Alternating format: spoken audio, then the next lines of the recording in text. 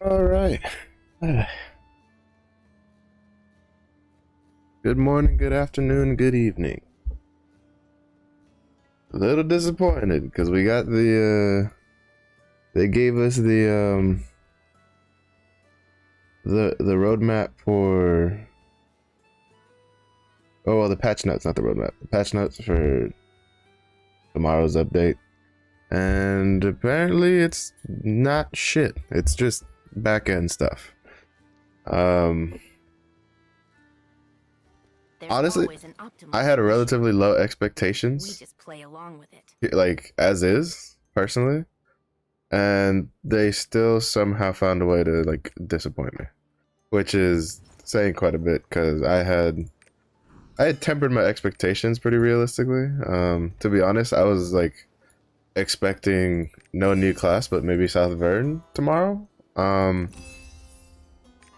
but all we're getting is another week added on to the login rewards. That's it. That's all we're getting. Uh, that's honestly very disappointing. Very disappointing. Um, it's very disappointing in the sense that like even as someone like myself who's relatively who stayed relatively optimistic and giving you know, pretty good leeway, like benefit of the doubt. Like for instance, I've been just using this time to prep for Glaiver. uh the fact that they waited till the day before to say this, even though the Naruni racing event we already knew was extended like last week, they could have, like, they should have just told us when they extended the Naruni racing that, by the way, next they're also extending the login rewards for the following week. I'm honestly pretty disappointed right now.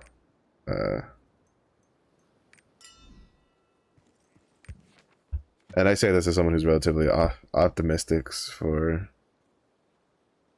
I was cautiously optimistic. I was at least expecting South Vern, right? Because I was expecting like, hey, maybe they won't give us a new class because it's not ready, but maybe we'll get South Vern, so that way we can get have something to do. We've been doing Punica for fucking months now. Like, I'm sick and tired of Punica. I just want to go into other stuff. But and like I had relatively low expectations, where it was like I was really working. I was expecting South Vern, like just South Vern as a content, just for something to do, just to give players something to work towards, and then maybe Glaiver the week after. And instead, we got nothing. Like, holy shit, dude. I also don't understand because they already planned to give us South Vern in April. I don't think like taking Bolton out would have been that big of a deal because in the other regions, South Vern launched before Bolton came out. So I'm kind of confused why South Vern itself is not coming out this week. And I know a lot of people are like, "Oh, well, they said it was in April. There's 2 weeks left in April." No, there's like a week and a half left in April. Like, our resets are Thursdays. Like half the week's like already gone and done with by Thursday. So if they don't give it to us next week, then the April update is literally only has like 3 days of April left when they give it to us. Like, which makes me even more worried because the the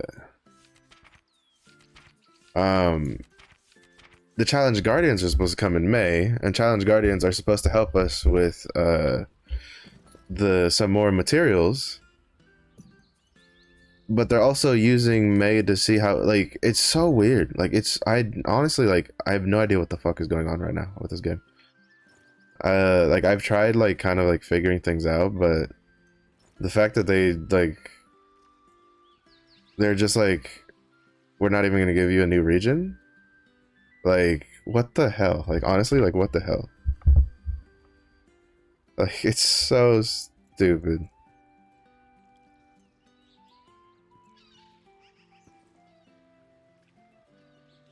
So, I guess we're just back to the normal stuff. To be honest, I might just do quick dailies and some adventure tomes. I was thinking about doing PvP today, but I'm not gonna lie, the patch notes kind of like killed my enthusiasm a bit today. Um, I'll probably, I might, I don't know, maybe swap to Vampire Survivors later. Um, Honestly, I'm still kind of in shock of the whole, especially because apparently they like, if you search Lost Ark on Google, it pushes the special April update article that they have. Is this the mute set? Oh, I see unyielding. I don't remember it being that dark though. Huh.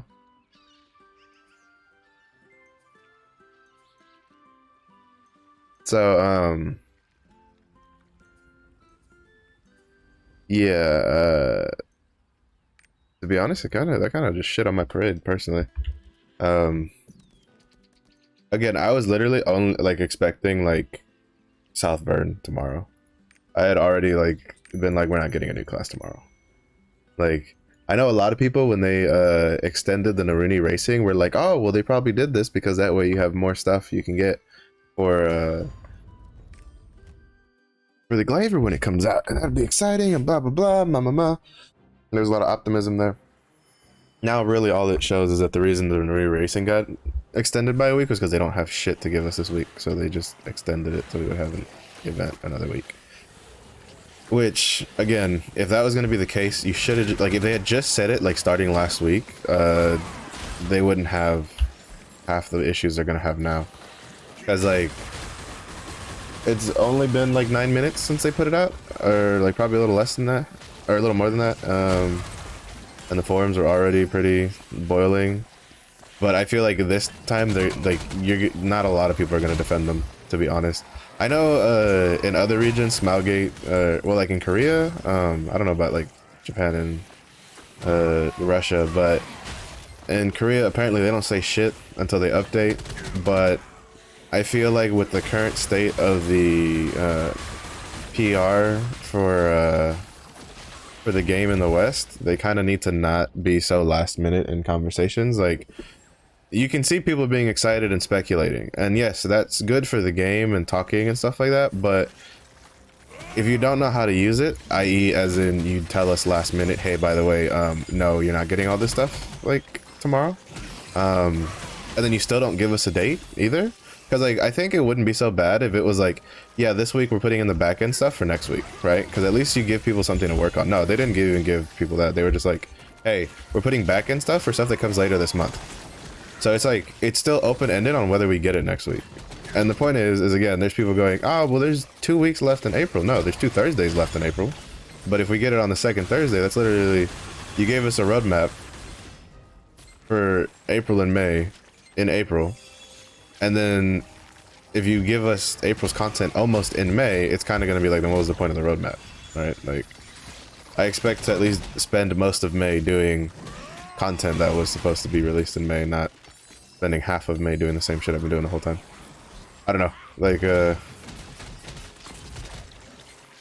honestly, I don't really know how to react again. I had pretty low expectations personally of what we were getting this week, and they still kind of found a way to like dumpster it.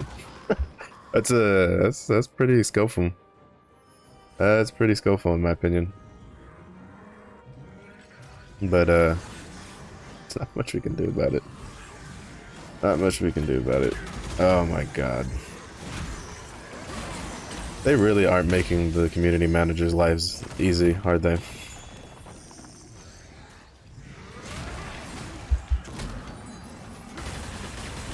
And that's the worst part, right? Is that like the people at the top make these decisions, but then it's like the community managers that have to like deal with the brunt of all of the dissatisfaction for stuff. Could you like, because like the point is that like, so they teased the battle pass, but they haven't said anything about it yet. And then they said they were going to do marketing for the April update, which is the fact that, you know, we're a day off from the patch. Well, the fact that we were a couple days, basically Rocks on the forums was like, they were going to do a lot of marketing for the April update, so we would know with ample time that it was coming. The fact that we didn't get anything on Monday or Tuesday, like, really started dumpstering my expectations. But it kind of like dumpstered it down to like South Vern, like only South Vern, and maybe the Battle Pass was gonna come out. And then now, like, again, they just, I'm honestly like awestruck. It's been a while. Like, I had really low expectations, and they still kind of found a way to dumpster it. And I'm just like, I'm kind of in shock. I'm not gonna lie. I thought they could make better decisions in this. Especially because I feel like, again, they're too, like, I don't know. I know in like Japan and Russia, apparently they do like one big monthly update instead of like you know, multiple updates in a month like they do in Korea. Because like in Korea, they'll spread the updates out like through the months, right? But from what I understand, in like the other regions like Russia and Japan, they get like one big update a month. And I mean, I guess maybe that works for those regions, but then again, those regions I don't think were anywhere near as popular as like the Western release. And I feel like having that sort of, because I feel like that's what the problem is, right? I feel like maybe there might have been a complication with adding Glaiver to the game, and then because they want to do this like one like big monthly release thing, instead of just releasing South Vern, they decided that they were just going to delay everything. Like, I don't know, like this, again, this is just speculation, because I find it hard to believe that South Vern, who was already planned to be released in April, like got delayed just because they were going to take Bolton and Descaluda out. I mean, I guess maybe the Chaos Dungeons, because they were taking out the 14-15 Chaos Dungeons. Apparently they're not going to launch with South Vern. Interesting choice. In the long run, I don't think like it really would have mattered if they had left it in, personally, because the people that you would have at least given the people, I mean, you could kind of say it's definitely more for the free-to-play stuff, for the slower free-to-play players. Because to be honest, like, it's only the slow free-to-play players keeping stuff behind. Like, pretty much most other, like, any free-to-play player that has ample amount of time or did any, like, modicum of like, any even small amount of research into this game has generally already stepped foot into tier 3 and are already making good progress, and they'll definitely probably be pretty close to 14-15 by the time Bolton comes out. But the, you know, the slower, more casual players are definitely where there's a lot of hang up. But like the problem is it's like, I think they need to kind of just figure out what kind of players they want to like cater towards, because I don't know if catering towards the really slow free-to players who don't even take like time to look into YouTube videos and stuff is kind of like the right move, in my opinion. Like, I know they'll be a really big part of the, like, you know, they're a good chunk of the player base, but when you realize that they don't really add much to your community, and your community is kind of what keeps your game going, right? Like, it's kind of what keeps people playing. I think you should kind of like keep more of a focus on like the free-to-play players, but that are, you know, they're pushing and they're interacting with like your YouTube content creators and your Twitch content creators and stuff like that, because those are going to be the people that play your game for the long haul, right? And I think not really, like, I hope maybe they surprise us, and maybe tomorrow we get like South Vern. Maybe they miss something and they're like, oh no, by the way, yeah, we actually are putting out South Vern tomorrow. But because I think not releasing at least South Vern tomorrow is a mistake, a very, very big mistake. Like,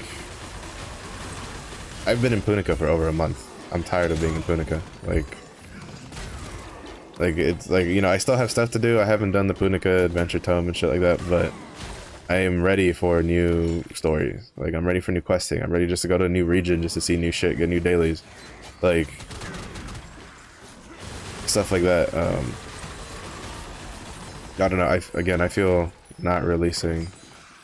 I really feel not releasing South Vern tomorrow is a mistake, personally.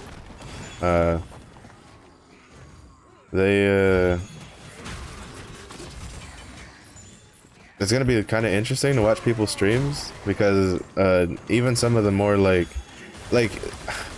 when some of your like major content creators are not playing on the region they should be playing in, like for instance, let's use like Stoops for example, right? Like, he's starting to like stream playing on Korea because there's literally nothing else to do on the Western version of the client, which, mind you, is supposed to be on a quote-unquote fast track, and yet it kind of feels like, again, they say one thing and they do something else. Yeah, shit, I don't know. At this point, they should have just given up on shit, to be honest. I feel like the roadmap was they should have just like. I think the big issue is, again, they keep like, we're not at a state in the game where they can afford to do these last minute patch notes. By last minute, it's not exactly last minute. They're giving us like a good chunk of time ahead before the patch comes out. But what I'm getting at is that, like, they're letting expectation build up, and that's great if you have something to follow up, right? If you build up someone's like hype for something, like, like, hey, you're not saying yes or no, right? Because they never gave us an official date.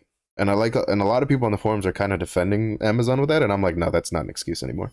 That's not an excuse, because that's been something they've been like using to their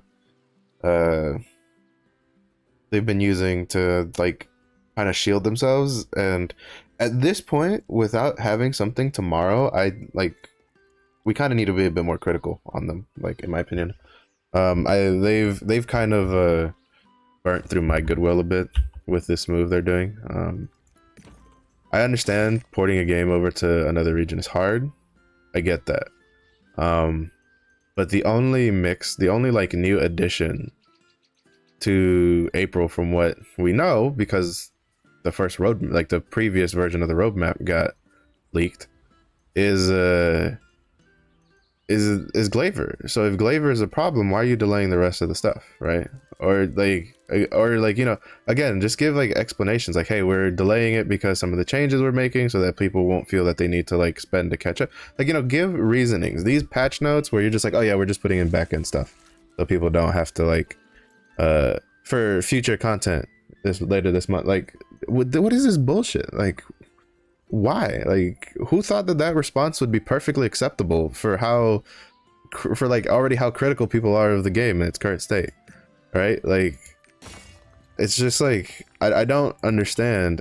Like, you're supposed to have someone like this is where I'm starting to be like, you should have someone who you have hired who should be able to tell whether or not like more information should be told. Like, the game, and the point is a lot of this is just showing that the very higher ups in the Amazon gaming studios didn't learn their lesson with New World. I didn't play New World, but from what I understand, from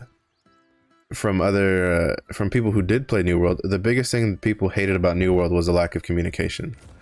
Like, there was a severe lack of communication. They never knew what was going to happen, and this and that. And it seems that they really didn't learn their lesson from that, like, coming into this game. Now, a lot of people kind of back it up by going, oh, well, Smilegate doesn't release anything until the patch notes of, like, the day of. And it's like, yeah, but that's a Smilegate over there. If you're opening in a new region, you should have at least done some research, and you should have, like, to be honest, this just shows me that they're, like, in a bubble, and then they open a window for, like, 5 minutes. They look around. And then, or not even that, right? Like, they're in their little bubble, and then we start throwing like pebbles at their window, like trying to get their attention, like, hey, you're kind of fucking shit up. So then they open their window for like 5 minutes, they look out, they see, oh, it's a shitstorm, we got to change some stuff, and then they close their window again and lock themselves back in their bubble. Like, that's kind of what it feels like. And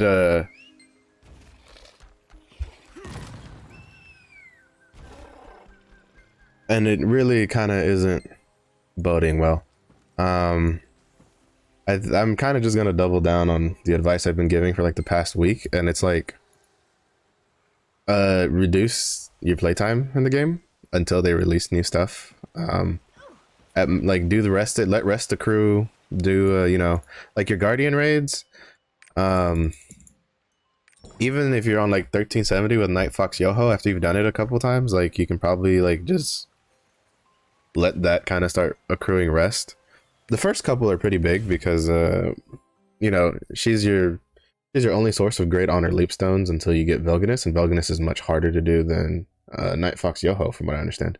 That so doing Night Fox Yoho is probably you know, at least on like one character is probably a smart idea. But like for instance, my berserker does not do armor necrosena every day. He does it like once every 3 days. Okay. No, you're farther out. So you know, my tier 2 alts, I've stopped doing guardian raids on them because honestly, I cannot be asked to do tier 2 guardian raids with how long they take in comparison to, like, they take twice as long as tier 3 guardian raids. And I've done tier 3 guardian raids with people with like 1 engraving and like kind of shit stats, and we can still kill it in like 5 to 6 minutes. So I just cannot be asked for that. But yeah, no, I'm honestly disappointed, very disappointed in the decisions being made at the moment. I think that the people at the top are really kind of like showing us that they're not really trying to pay attention too much, or they're like wrapped up in their own little problems and not really seeing that there's little things they can do. Again, the fact that they refused to chop up the roadmap for so long and wait until they had everything to tell us was a mistake in my opinion. If there had to have been information on that roadmap that was concrete and wasn't going to change. Like for instance, I'm pretty sure the quality of life stuff wasn't going to change. I'm pretty sure that was going to be that. Also, my other question is the Omen skins going to get pushed back too? Because the Omen skins expire tomorrow. But so far, everything that was going to expire tomorrow, oh, that's even worse, because that means all of us that were holding on to our grape juice for Glaiver, like, you're not going to be able to use it on Glaiver, because, I guess maybe the new login reward, they might, like, repeat this, just because that'd be a smart move. Or they'll give, like, a quest for Glaiver to get some of the purple juice. I don't know, I just feel like it's a big mistake what they're doing. Like, I'm kind of, like, I'm starting to get a little confused.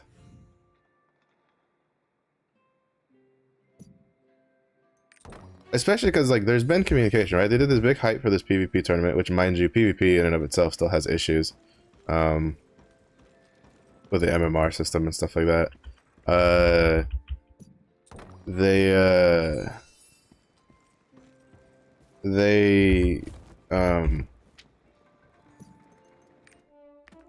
they put out these weird, like, early guide stuff, right? Like, to get out of, tier 1, tier 2 stuff.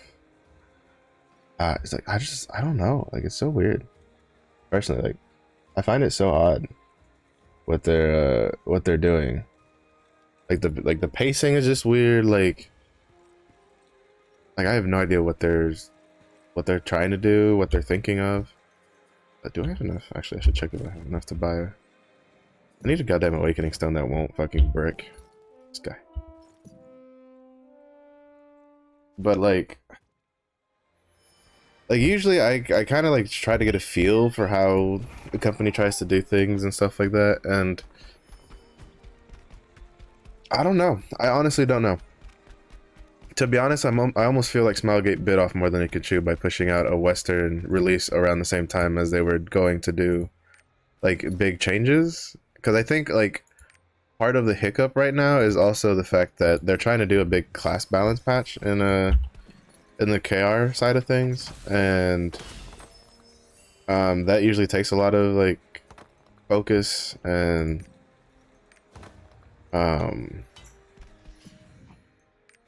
I feel like, and then launching a new region also takes up a lot of like hours and focus and stuff.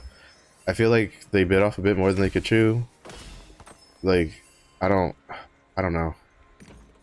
I don't know what the hell they're doing, to be honest. I'm not even gonna pretend to try to know. Like, again, I'm not someone who's been in like in the industry either, so I don't know what it's like on the inside. But I can tell you from the outside looking in, from playing multiple different games, apparently what this makes it look like is that they have no idea what the fuck they're doing right now. Like right now, they are scrambling to just try to get something together, and then and then probably in their scramble things are fucking up, and so they're having to like push things, and then they're like, well, we don't want to talk about it because look, if you say you're going to delay something and then you come around and go, oh, by the way, we ended up not delaying it because XYZ, you know, that's fine. People aren't going to be mad about that. Now, you don't say you're going to delay something, or again, just give, I don't know what is it with them, and they can't give dates. Like, why can't they give dates? Like, I don't know. It's so weird. I'm saying it right now. If the update doesn't come out next week, like, so many people, like, I don't even see even like strong supporters gonna stick around too much, because like that just doesn't bode well for the future, in my opinion. And a major update for a game of one version form or another, like especially like a continent, like a whole continent, like that should have come out today. That then gives us like 2 to 3 weeks of playing a new area and getting familiar with it, you know, letting us get materials from it to then get alts through it and like stuff like that. Like it gives times to do stuff and to build up. But they're not even giving us that, because even if they give it to us on the 21st, right? Like even if they give it to us here, that's still just like a week and a half of April. Like April only has 30 days. On the 21st, that's 9 days. That's not even a whole week left, you know? That's why I also find it funny that like people go, oh, there's 2 weeks left in April. I'm like in like calendar days, sure. In gaming terms, the 14th as a week is already done. Like it's already gone. Like that doesn't exist. Especially because they're not gonna put a patch like in the middle of this week randomly to add like South Verde. Like Thursday is their patch days. That is what they're gonna stick with. That's how it's gonna work. So that means the week of the game week of the 14th is already gone. Like that's already done. So there really is only 9 days left in the month, and of those, there's only 2 days that they'll do a patch on. So there's only 2 days left in this month for them to give us South Verne and Glaiver, because again, because now the question is, all right. So say you give us South Verne on the 21st. Well, if South Verne's on the 21st, when are you going to give us Trial Guardians? Are we going to get that on the 5th? Are we going to get that on the 12th? Are we going to get that on the 26th? Are we going to get it on the 19th? Like, again, like, to me, it doesn't bode well for all of this. Again, why is this major backend patch happening now? Why wasn't it last week? Like these are, you know, they say that we're going to be transparent, but then they just say something and they don't give much clarification, and then it's like then we're just left wondering. And then if they don't talk about it, because they're not going to, it's just like I don't know. It's so bad, personally.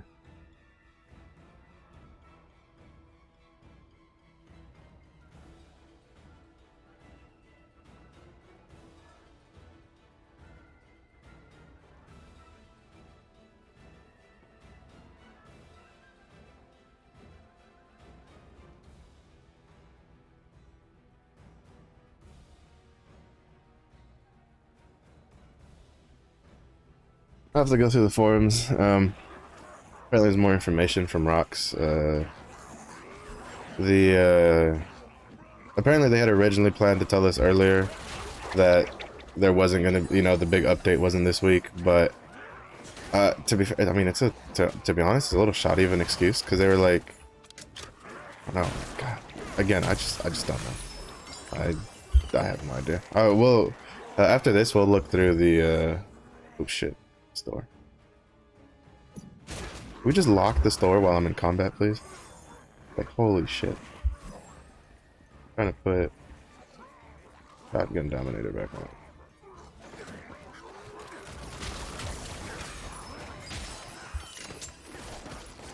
But yeah, it's like, I don't know. After this Chaos Dungeon, we'll look through the forums a little bit to see what because like, you know, people did a mega thread and stuff like that, and they were talking, and Rox has been answering, because this is definitely not going to go over well. This is definitely going to reflect poorly, in my opinion. It's also going to show that they probably don't have a very good whatchamacallit, very good, I guess communication, cross communication. I don't know, we'll save it for when we go to read through like Rox's answers to see what they, what she says. Again, also remember, while yes, it is annoying that, you know, we're not getting anything on tomorrow, like anything major. Again, the community managers are not the ones at fault here.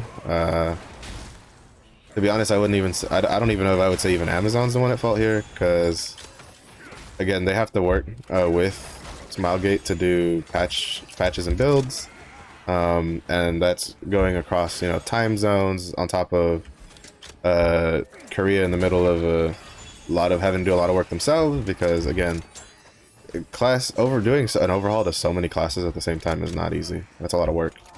That's a lot of hours that the developers have to put in, and if these are like the same developers that also have to work on trying to do stuff for the Western release, that's just to be honest, that kind of just doesn't bode well. So yeah, so I'll save the rest of my rant for after we see what Rox has to say on the forums. Because I only took a quick glance at what she was responding.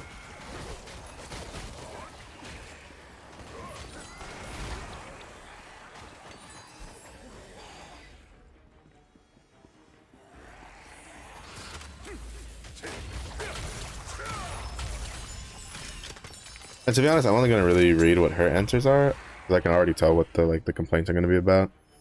But I just want to see what the reasoning is, because apparently they're at least letting her explain why they didn't put it out earlier. Because I feel like that's one of the issues right now is as players we want answers, and I think like as community managers they want to give us answers, but if they're not given the go-ahead to actually give us information and they do that, that's their job, right? Like their job is just like that's how you get fired. So again, remember, if you're going to be on the forums and you're going to be complaining, be nice to the community managers, be respectful. They're just doing their jobs as middlemen to try to like keep us informed of what they're allowed to tell us. Because people also have this weird thing where they think that a community manager can tell us whatever they want to tell us, and that's not how that works. They have to have they can only tell us of the information that's been approved to be told. So we'll check out what the forums are here, like what Rox's responses were.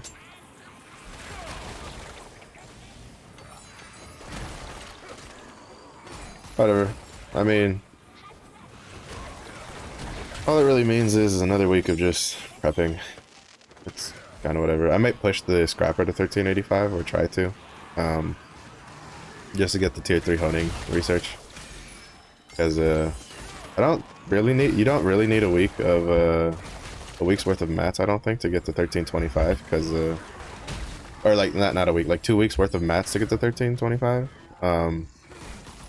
And the fact that like the Naruni racing vendor, is not going to be usable on the Glaiver, that means all those mats I'm just going to put them on other characters.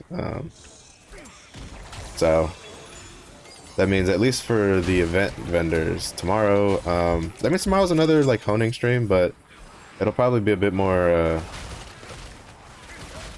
bit less exciting because I'm not fighting like 10% hones like I was in the other one.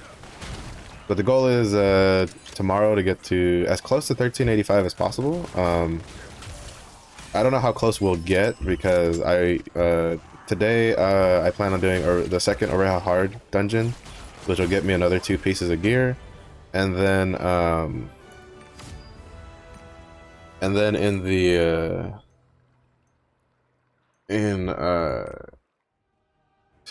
at the weekly reset, I'll do either with phase 1. Well, no, I don't think phase 1 Argos gives you enough. Well, no, it might, because I still have like 6 left over, 6 bloods. But all right, let's take a look at the dev tracker on for the forums. Yep. So we're just gonna take a quick peek through of the dev tracker stuff just to see. So we're gonna go to the mega thread. There's gonna be one thing we're gonna do. And then we'll look at when is the April update releasing. And we'll look at this one. So we'll look at, like, Rox is definitely gonna have her hands full today. Alright, we're gonna start with the when the April update is. Alright, let's see. The April content was not slated for this week, which is why the Grand Prix was extended previously. Again, this is something that they should have just stated when they extended the Grand Prix. Like, there's no ifs, ands, or buts about it. When they extended the Grand Prix, they raised too much expectation, and I feel like part of the expectation was still very very plausible. That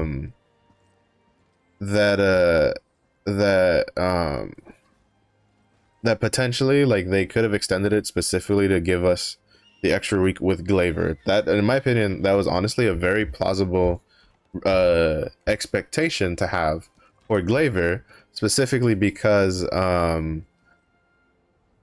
they know that that's a really popular class, so people probably want to get that up to at least tier 3 as fast as possible, and you would need both of the events shards to have enough shards to push that character in like a week. Like, you're not going to get 200,000 plus shards in a week. Like, that's going to be very, very hard without buying shards and stuff. Like, that's going to be very hard.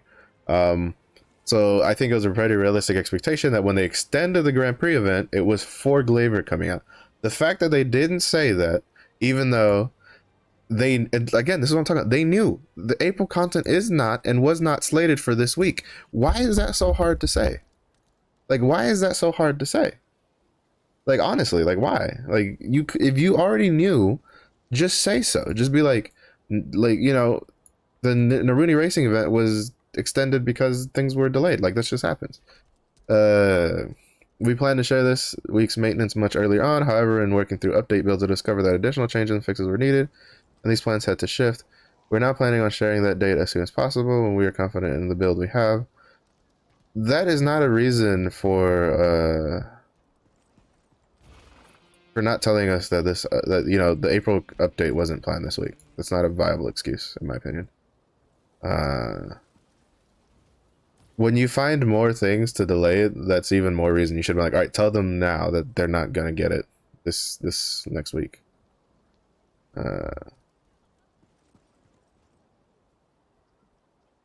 Again, this is happening in real time. Last week I mentioned our plans for sharing a date early this week since I was confident in them. That didn't happen when issues were uncovered. Soon is not ideal, but I also don't want to give a new time frame and have this happen again. The team is literally working through the build right now. If it looks good, we will lock the date and share. If there are outstanding issues, I don't.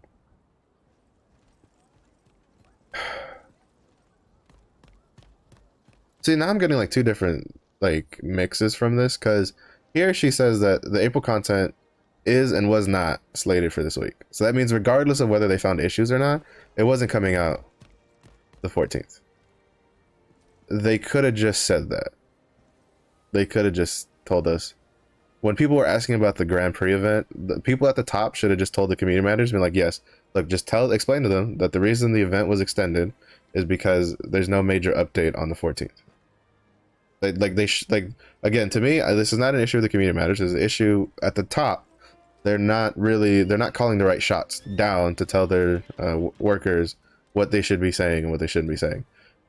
As soon as they know that that they were going to delay they were going to extend the Grand Prix event, and then they were going to delay the update, they should have just told the community managers, tell them that the reason the Grand Prix got extended was because there's no major update on the 14th of April.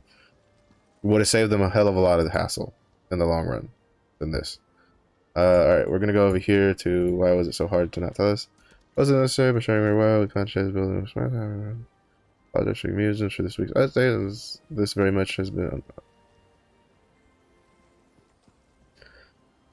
Again, I don't think so much it's an issue with the community managers and them. I think it's just, again, the people at the top are not prioritizing the correct things when trying to tell the rest of us for stuff. That's how I feel about it personally. Is what it is. Now we're in the mega thread. So we'll see what they put in the mega thread, because she responded a lot. The April content was not planned for this week because it is not ready to be released. This is not to make our customers wait or annoy them. I understand the emotion folks might be having, but this would be ridiculous to intentionally do with 0/negative benefit to everyone involved. That's true. Anybody who thinks that there's no update this week simply because they're trying to do some like big tinfoil hat like shit, like you're stupid. I'm just gonna say it straight. You're stupid because they already have as much negative press as they can work with. They're just.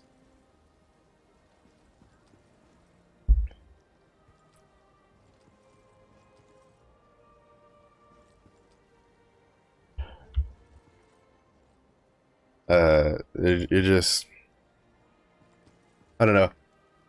I really hope like, oh my god, it's just weird. I think that maybe removing cast engines might have caused issues. Let's see. There was confusion around communications about this week because development was changing in real time. I apologize. See, I don't, and this is what I kind of talk about, like with the upper management. There should have been someone who should have been able to make the call about whether or not it was coming out this week, and then just been like, "Hey, tell them it's not. There's no major update the 14th." Like this is disorganization and stuff like that. Again, this is a leadership problem right here. This is what this is telling me. This is a very big leadership problem, that they don't have someone who's high enough, because that's the other issue, is that like you also need to be high enough to be able to say these things without being like counteracted later. To be able to make a call and be like, it's not coming out this week, just fucking tell the players that there is no major update, so that way they can just do their stuff. In the short term, that would create a lot of like issues, right? Like people being like, oh, fucking Amazon, blah blah blah. In the long term, that makes you look better, because at least now the players understand that you have a grasp of your own inner workings and you know how to do things. Right now, this is showing, is that they don't have very good leadership on the inside, or at least they don't have a very good leadership in communicating back and forth between the two teams. Because again, you have to remember, this is a joint operation between Amazon and Smilegate. So there's any hiccup in the communications between Smilegate and Amazon, that's going to slow down a lot of other stuff in the mix too. We were aiming to let players know when the update would be prior to this week's patch, but ultimately we need to make sure we have a build. Yeah, see, what I understand here is that they probably had like something typed out, right? That it was going to be like, this week is a major back end, and then next week is the or like, you know, like I feel like what I'm getting from this post, which is a bit more than the other one, is what she's saying is that they had the update was never coming out this week, but they had a date settled for when it was coming out, which would you know, would still kind of be like it'd have to be the 21st unless they wanted to do a random like patch release in the middle of the week, or like on a weekend or some shit. Should be weird, but whatever. If you knew it wasn't coming out on the 14th, just say it wasn't going to come out on the 14th. Nobody's going to be mad at you. Nobody's going to be mad at you if you go, it's not coming out on the 14th, and somehow someone miraculously fixes a problem, and it's like, oh, by the way, it is coming out on the 14th because we were able to speed up the schedule. Like, nobody's going to be mad about that. Nobody's ever going to be mad about you giving a date and saying no, and then being like, oh shit, wait, we did get it out for this content, specifically for South Vern and Glaiver. For a new raid, that's a completely different fucking story. That you kind of got to stick to your schedule because people kind of plan their things around it. Basically, but what this is really telling me is the leadership kind of like hiccuped here with trying to make a decision, and they really didn't pull it through. All right, next one. Was she responding? Oh, it's just that. That's it. I thought there was more.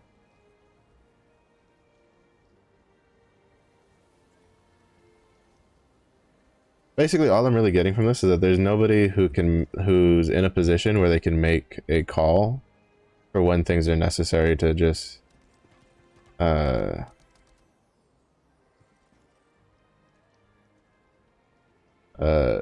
communication. That's what I'm getting from this, is that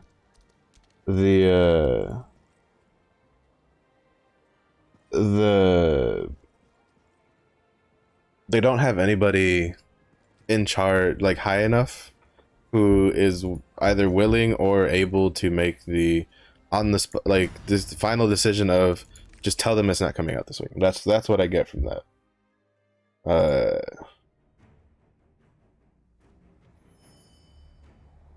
I don't know. I think, to be honest, I was thinking about probably doing like Adventure Tome stuff after doing my dailies, but I think I might just play like something else today. To be honest, I think Wednesday might just be my like do something else day. I've still been having a blast. Like I think I'll do my dailies real quick. Like I'll just start off doing dailies, and then I'll go play like Vampire Survivor. I still have shit to unlock in that game and to finish. Vampire Survivor is a great game. I think I might be buying Tiny Tina's Borderland this week also. I might stream that on like Wednesday while doing my dailies. I don't know, to be honest, like I understand like complications arose and stuff like that, but letting hype build for so long, even for someone like me who generally keeps my expectations relatively tempered, I just like I shit you not.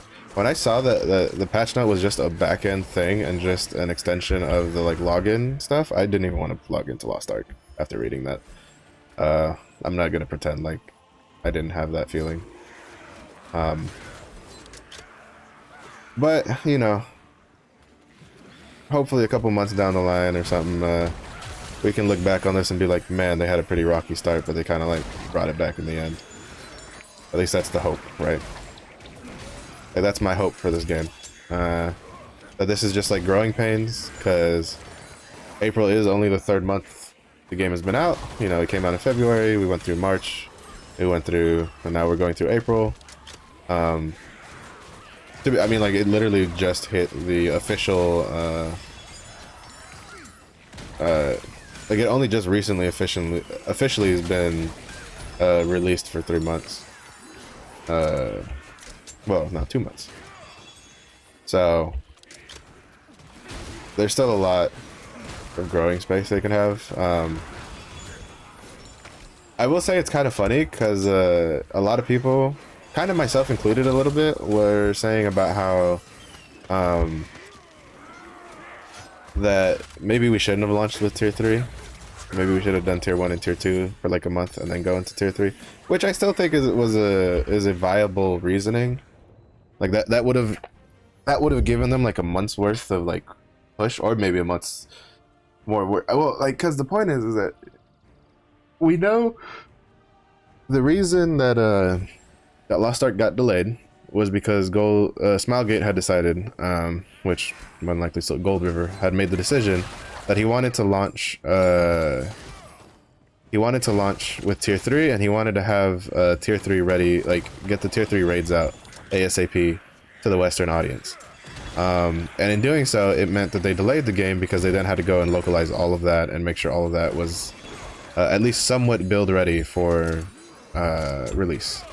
I think what they probably should have done was they should have just released the game in like January or something with tier 1, tier 2 stuff, and then release like Punica in like February, and then after that kind of just like get a feel for how people are doing. I still think we still would have reached this problem because I still think there's a bit of a disconnect, personally, between what they were kind of expecting from our region and what they actually got from our region. Because again, there is a lot of players in the Western region, in the Western version, that played the game a lot in either somehow on the Korean client, or they played it on the Russian client and stuff like that. Like, there is, you know, and I feel like those people kind of gave a little bit of a false impression that the Western version would be faster than the other two versions, on average. But in reality, I missed him somehow. In reality, like, those players are a very small minority. I think of the amount of players that actually have previous experience, that matters, right? Because that's the other thing. There's a lot of players that they, when they heard about the NA, the Western version coming out, they got on the Russian version for like a month just to like play around with classes and stuff like that to decide what they wanted to play when the game came out. I feel that I feel that I don't know, I just feel that it's weird. They're trying to do something weird, and I don't know if it's really gonna work out. At least for the first bit. I think the growing pains are gonna be pretty rough for the NA, for the Western version. I think it's gonna be pretty rough, personally. I still don't have a tier 2 adrenaline rock on this character. Like, he's been in tier 2 for fucking like 2 weeks now, and he still hasn't gotten the rock to drop with adrenaline on it. Like, the chances of that have to be so fucking low.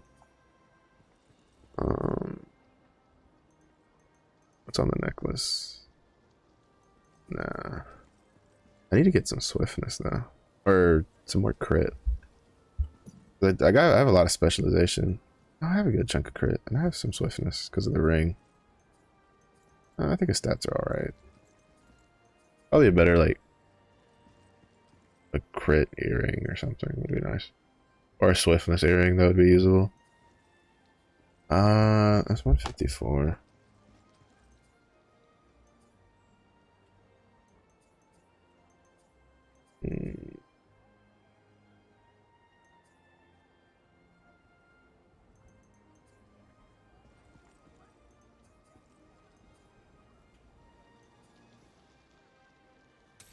I'll hold on to that one. I'll hold on to that one.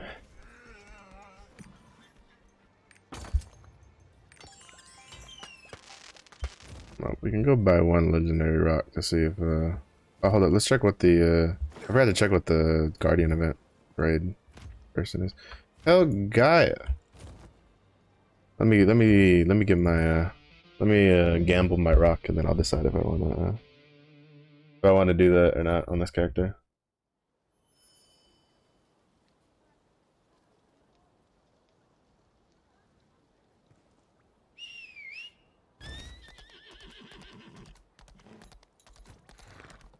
Hello, adventurer. But yeah, I get the feeling that eventually we'll kind of like turn around and look back and be like, man, that launch was rough. But I think it'll smooth out in the long run. No game has a perfect launch, right? All games have always had like some issue, some form of problem or another attached to it. Oh shit, but that has enhanced weapon too. Which means I would lose... No, I wouldn't be able to swap the Dark Shadow. Because if I lose this...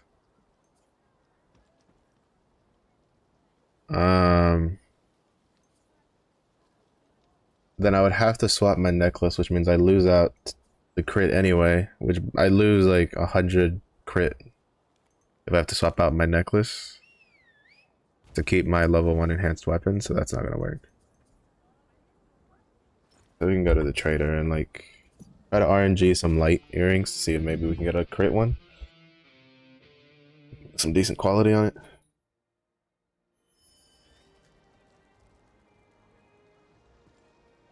But, you know,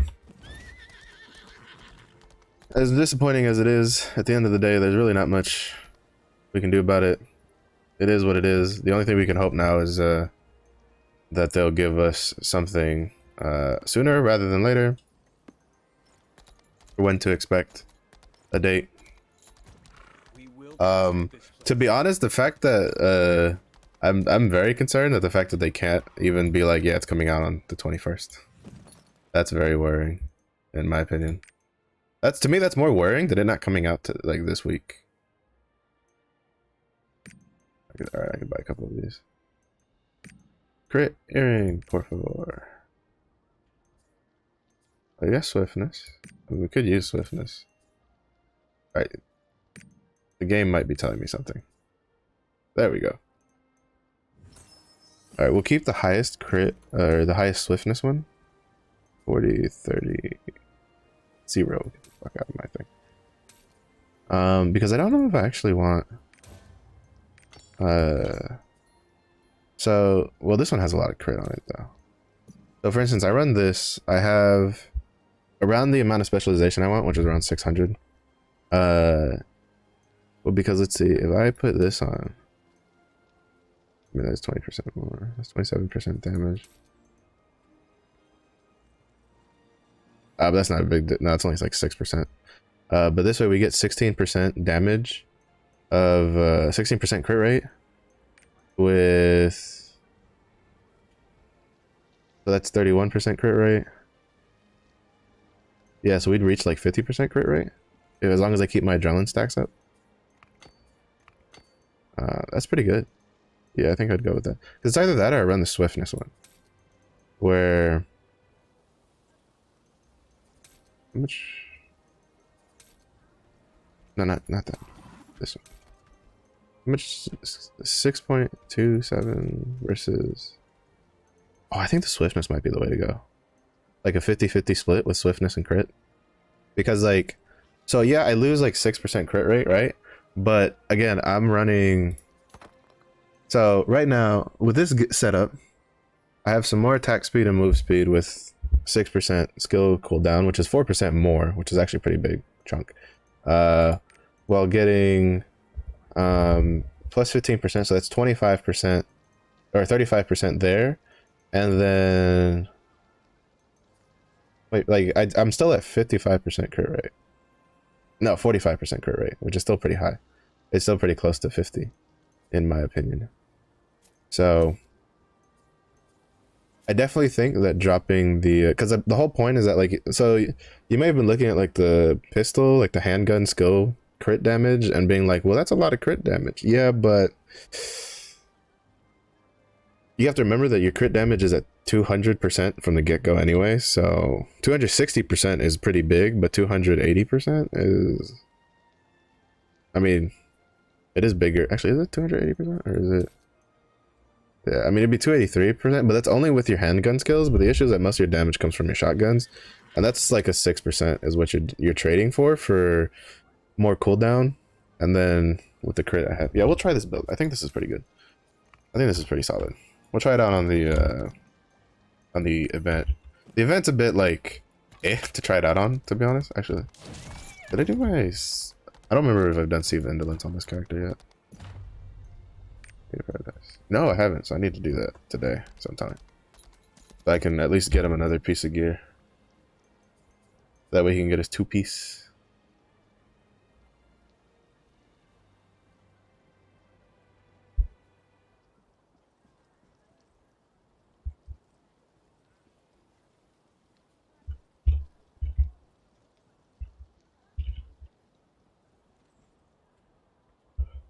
So I'll do that off stream though, because those runs are scuffed as fuck.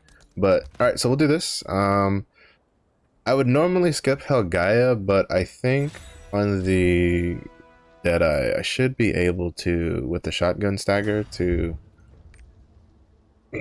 stagger her. I just have to remember not to use my last request before she goes into her charging phase. Shwom. I miss Chromanium. Bring back Chromanium. Come back. Chromanium, when he's not bugging out, is such an easy. It's such an easy GG on our sorceress still hasn't logged in or hasn't gotten in yet. Go this way. Go this way slower. Oh. Which way we go? Which way do we want to go? I'm waiting. I was just waiting for y'all to decide. I don't really care. I was pretty indifferent. I was relatively indifferent.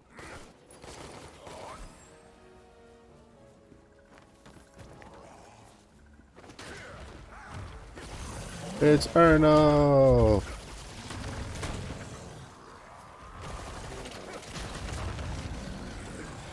Oh, it's Erno Plus, even better. It's the superior Erno.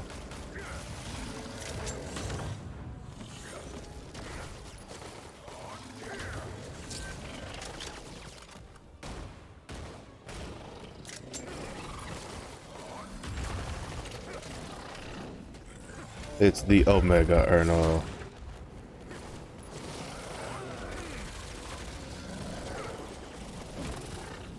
Gonna save that for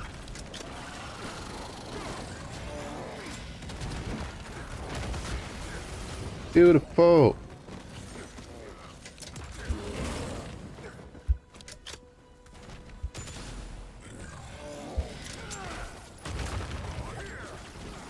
Oh, there we go. They were able to load in. Nice.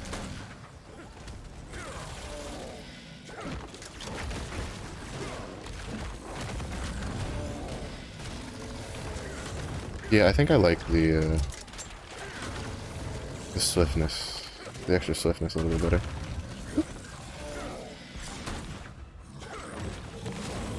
Be quick though.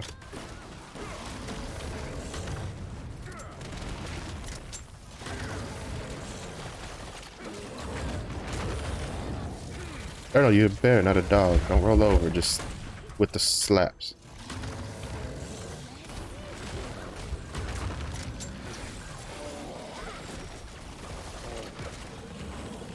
Oh, it's still hit. That was a really long range.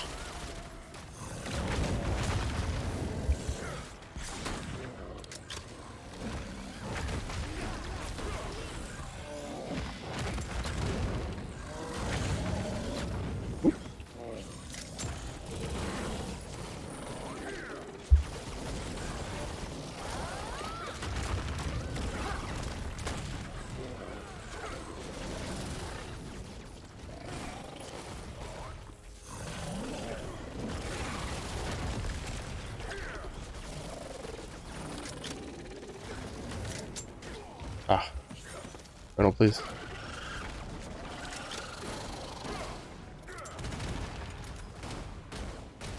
Fuck. People, you gotta fucking focus the bird. Fuck the bear. Like, come on now.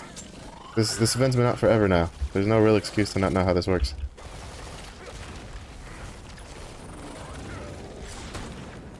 Like, honestly, there is no excuse for not knowing how this event works now.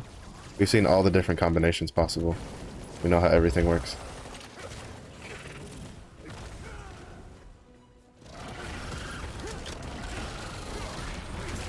There we go.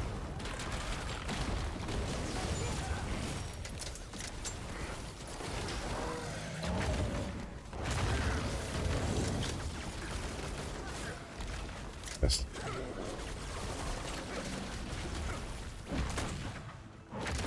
I forgot to add the crit rate from the spiral tracker. See, nobody ever believed in the Deadeye. I know where I'm going. Also, that's definitely not faster because you have to cross the rope. It's definitely a faster way. And I need to try to pull him away from the rope.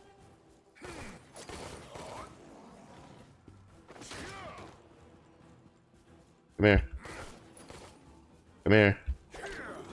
Come here. That way these guys have a safe spot to land. There we go.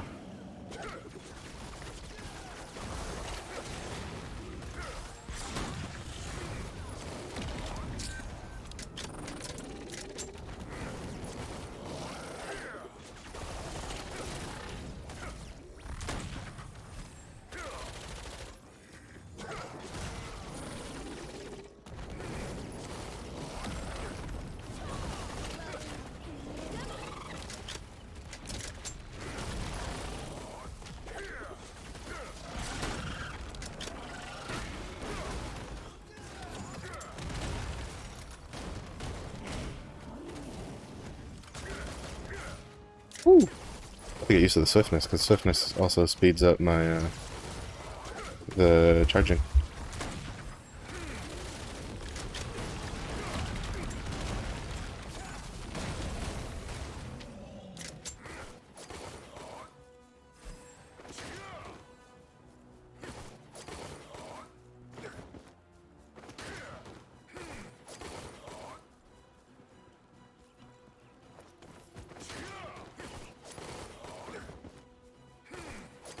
Everybody underestimates how much of, like, when you have a level 3, the level 3 buff, like, you're so fucking fast that You're gonna outspeed the rope even if you're closer. Especially if you're a class with movement ability. Like for instance, Berserkers, if you're playing a Berserker in this event, and you have 3 buffs, what you do is you Windblade you Windblade, you dodge out of the Windblade and like animation lock, and then you then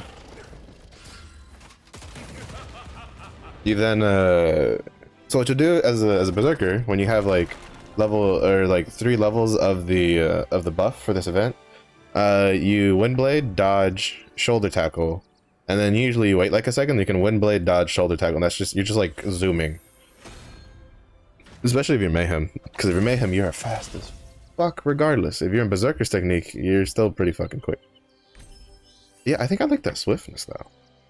That extra swiftness felt pretty good. I'd have to take it into like an actual raid to use it, because I could tell at the beginning though, before getting the first buff, I was like, yeah, this doesn't feel too bad. Because attack speed also kind of like helps speed up like your Gale Wind a little bit.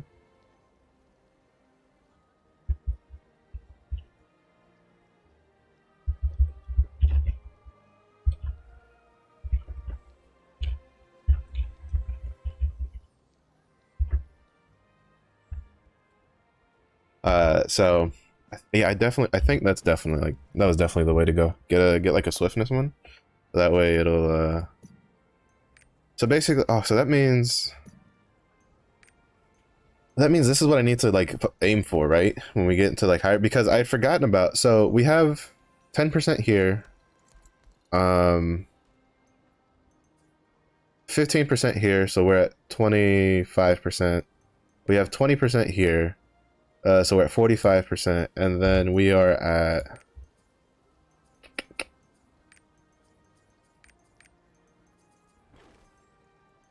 why is that like that? And then we're at what the hell did I do to my raid build?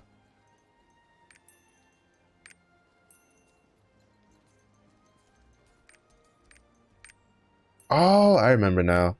Shit. This is from when I was doing the hold up, let me make sure everything else is properly set up first. This is when I did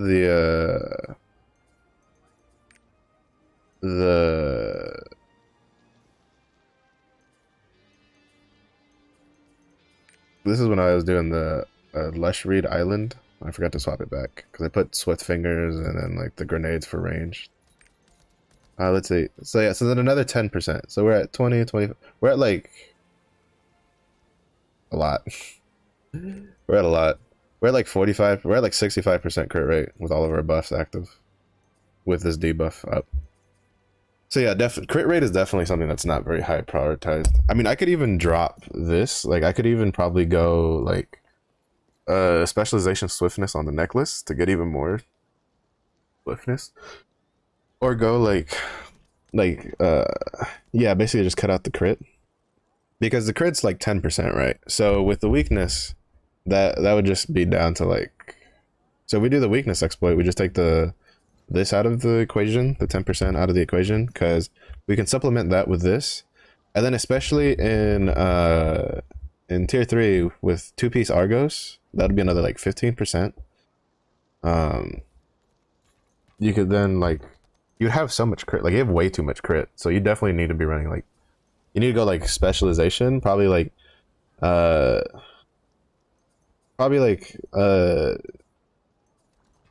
proper way you should do it is not the way I have it, where I have it like spread out across my rings and earrings. The real proper way to do this is have swiftness specialization, with specialization being the more weighted stat for the bonus effects on your necklace, and then specialization earrings, and then 2 swiftness rings, and that should be perfect. And then you can use like in tier 3, and then with like you can run level 3 adrenaline, level 1 enhanced weapon, and that's another like 35% crit rate. Then you get the Argos bonus, and that'll be that would then bring this up to 50% crit rate. Like between the Argos bonus and adrenaline, maxed out adrenaline, 6 stacks of adrenaline, and enhanced weapon buff active, plus plus the weakness exploit, you probably have enough crit rate just from that to run like Adrenaline Keen Blunt enhanced weapon. Because you just have a lot of like crit rate to get for it.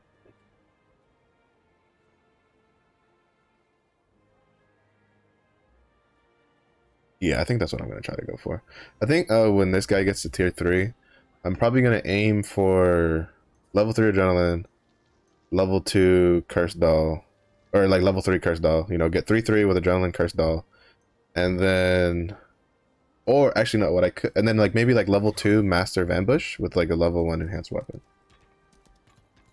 I think that's what I'll try to aim for. Because it's either that or I do like level 3 Adrenaline, level 3 Keen Blunt Weapon, and then level 2 Cursed Doll with level 1 Enhanced Weapon. Because I'm aiming to have 9 total, like, you know, levels, right? Like as a whole. But since for Enhanced Weapon you only run level 1, it's probably not going to be easy to get 3/3/3/1. So I'm aiming for like 3/3/2/1. That's kind of what I'm aiming for. To get it and to be content with him for 14/15 for Volton. But he's like, for him, that's like way down the line though, right? Like I don't plan on he's not gonna be doing Volton anytime soon. Like, to be honest, I don't even know if my main scrapper is gonna be ready for Volton when he comes out. But alright, I think I'm slowly getting over the disappointment. To be honest, I feel myself getting my mood. I think, to be honest, like that is the one thing I love about this game. That's the one thing I love about like RPGs, MMO or otherwise, where like the stats like matter, like the way you do your stats like matter, and that there's no real like static way to do it. Because like for instance, what I could do is the whole reason I can give up, like not worry about crit right and try to go for like a spec swiftness neck piece, is I decided that I want to run Adrenaline, like level 3 Adrenaline, because it's really easy to keep up on a Deadeye. So with this, that gives me 5% extra crit to play around with. You only really need level 2, to be honest. But like, I still think that like level 3 is fine, because it also gives you a pretty big boost for attack power, because now you're getting 6% attack power instead of like 3.6% attack power, which is a pretty big difference. You're almost like doubling how much attack power you're getting. But it's still pretty I'm still looking forward to it. I'm still looking forward to it. He's still gonna be sitting tier 2 for a while though. I could push him to tier 3. I might push him to tier 3. I'm still kind of undecided. I should have enough mats saved up, even if I push him to tier 3 for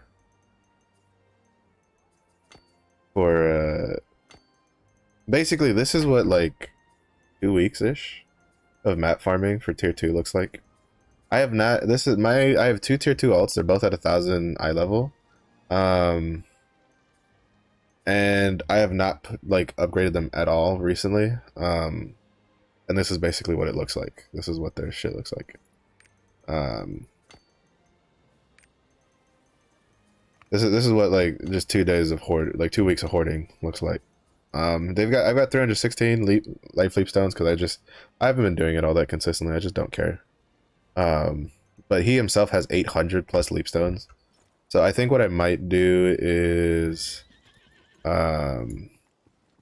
use the bound materials, like all the bound materials he'll get in the future for himself. Like for instance, I could take him to the PvP vendor to use. Actually, I think he has bought. I mean, we could push him a little bit, just get some more into it. He should have enough. He's got enough shards. He's got enough leap stones. The biggest wall will be the Kaldar fusion materials, because I only have 31 of those. You'll definitely need more than 31. So I'll have to see if I have enough for that. But I might push him to tier 3. Just have another tier 3 character. And then push the scrapper to... No, I think I'll try to push the scrapper to 1385 first. And then I'll think about pushing him to 1100 to get the Punica.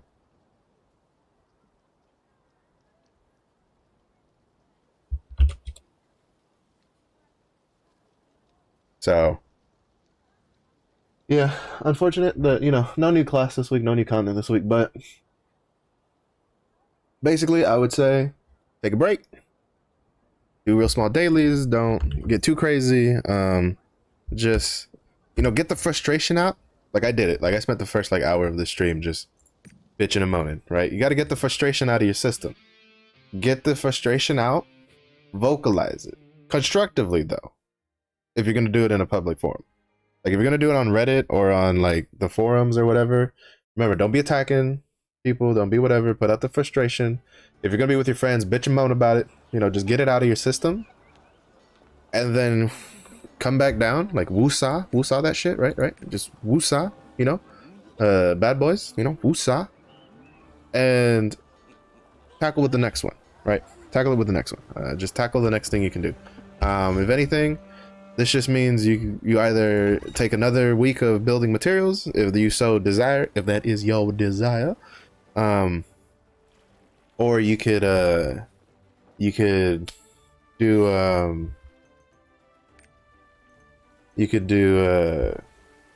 yeah, we gotta go Snowpang.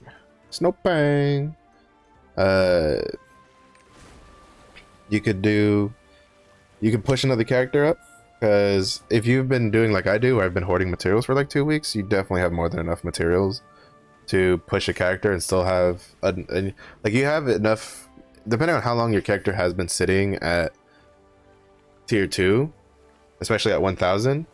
If you have a character at 1000 and he's been there for like 2 or 3 weeks, you have more than enough life shards and leap stones, I promise you, to make it to tier 3. You just have to make the Kaldar fusion materials.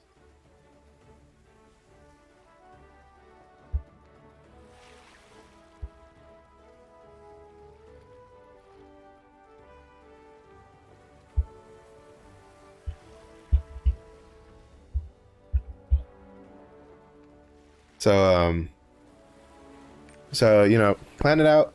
You can use Maxroll as their calculator. You can kind of calculate how many Kaldar fusion materials you need for to get it. If you plan on doing a new character, you're probably gonna need more anyway. I don't think they're gonna give out a lot of Kaldar fusion materials, because that is a gold sink. That is the only gold sink in tier 2, really, aside from crafting your gear.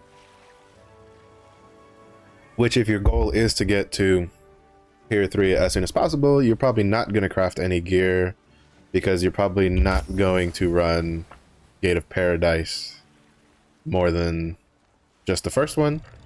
Like for instance, my plan for Glaivier is, since she starts at 960, I think I'll try to get some friends who they can either, I think they will either do like a tier 2 alt run, or I'll just ask them if they don't mind bringing their tier 3 alts to carry my Glaivier through Arc of Arrogance 1 and 2. And to get like the extra materials from that, well, not really the material, well yeah, the materials, because you break down the earrings and stuff, but really it's just to get like the purple armor, or at least the purple weapon, to kind of like speed things up. And then I'll do Sea of Indolence, just for some gold, and some try to see if I can get some decent class engraving accessories, so that way she's not completely butt naked going into tier 3. And then just try to push her to tier 3 as possible. My goal is to have the Glaiver in tier 3 before the following weekly reset. Also, the reason I'm not on my scrapper right now is because we're going to do a lot of Chaos Dungeons on the scrapper today. We're probably going to do 4. Since the grape juice can't be used on the Glaiver,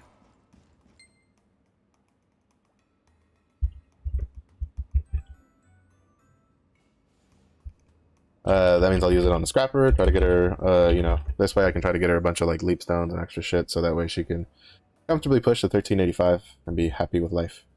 And then we'll see what we get.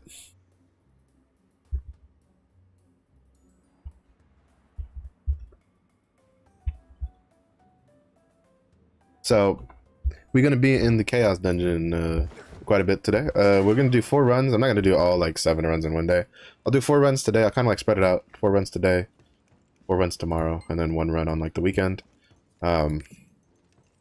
I could personally do it like all in one day, but it also would like destroy my sanity a little bit. So I would rather just,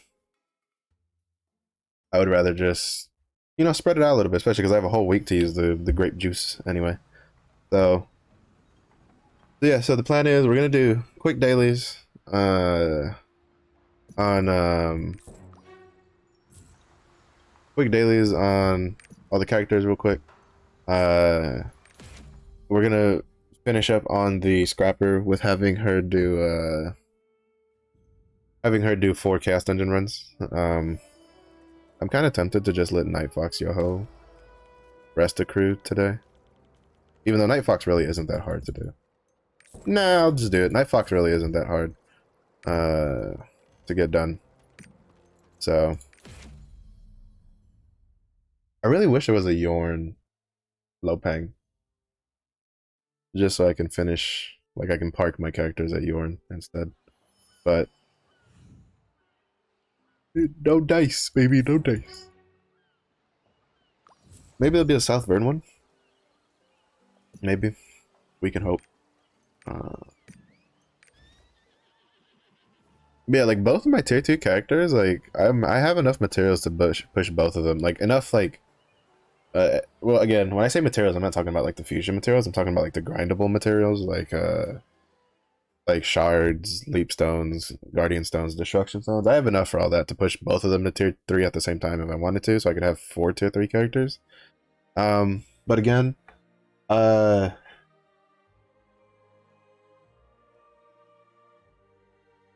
uh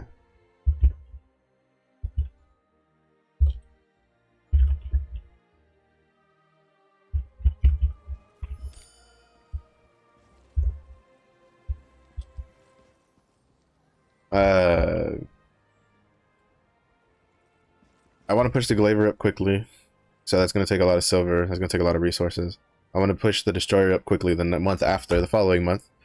I think, to be honest, I think that's what was triggering me a little bit more, because I care about Glaiver, like as an alt. I care about Glaiver as a class I care about to play. I don't give 2 shits about Glaiver personally. I am waiting for Destroyer, which is in May. When that comes out, I plan on hard pushing that class as hard as I possibly can in the allotted time. Again, I'm not a whale. I'm a free to play. I'm a free to play who plans to be a very light spender for cosmetics.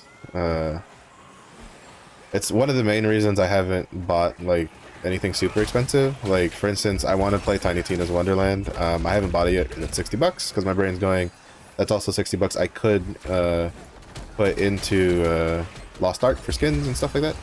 So I'm just waiting to see. But I think that what I'm probably gonna do is I might do I might do a variety stream. Like I might do a variety stream on like Saturday or something. Like I might talk to a friend of mine who also owns Tiny Tina, so he wants to like co-op for a bit or something, and then maybe do like a co-op Borderlands stream on Saturday or something like that. I don't know, we'll see. I really want to play Tiny Tina's and I've heard really good things about it, so if that happens, or what'll probably happen is that might be like my variety day on like Wednesday, just to have something to do, because like I was thinking about doing Adventure Tome today, right? But to be honest, doing 2 Adventure Tome days in a week is kind of a bit much even for me. So I think I might just I might not do the Adventure Tome part of things. I might just do the dailies, and then I might just swap over and play I'll do the dailies, and then I might do like an hour or so of PvP, and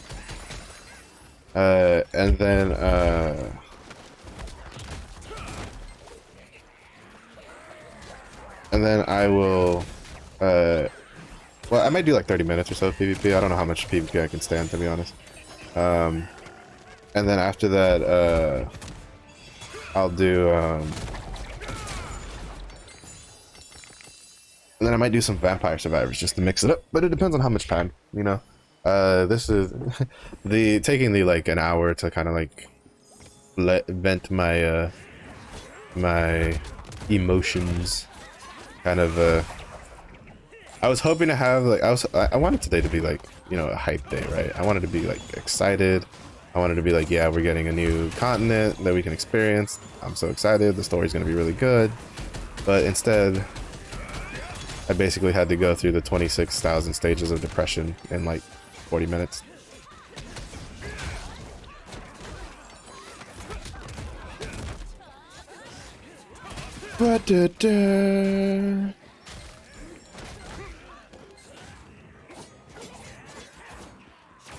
Also, again, I will reiterate constantly, be nice to the community managers, please. Like, they're just doing their job and telling us what they're allowed to tell us.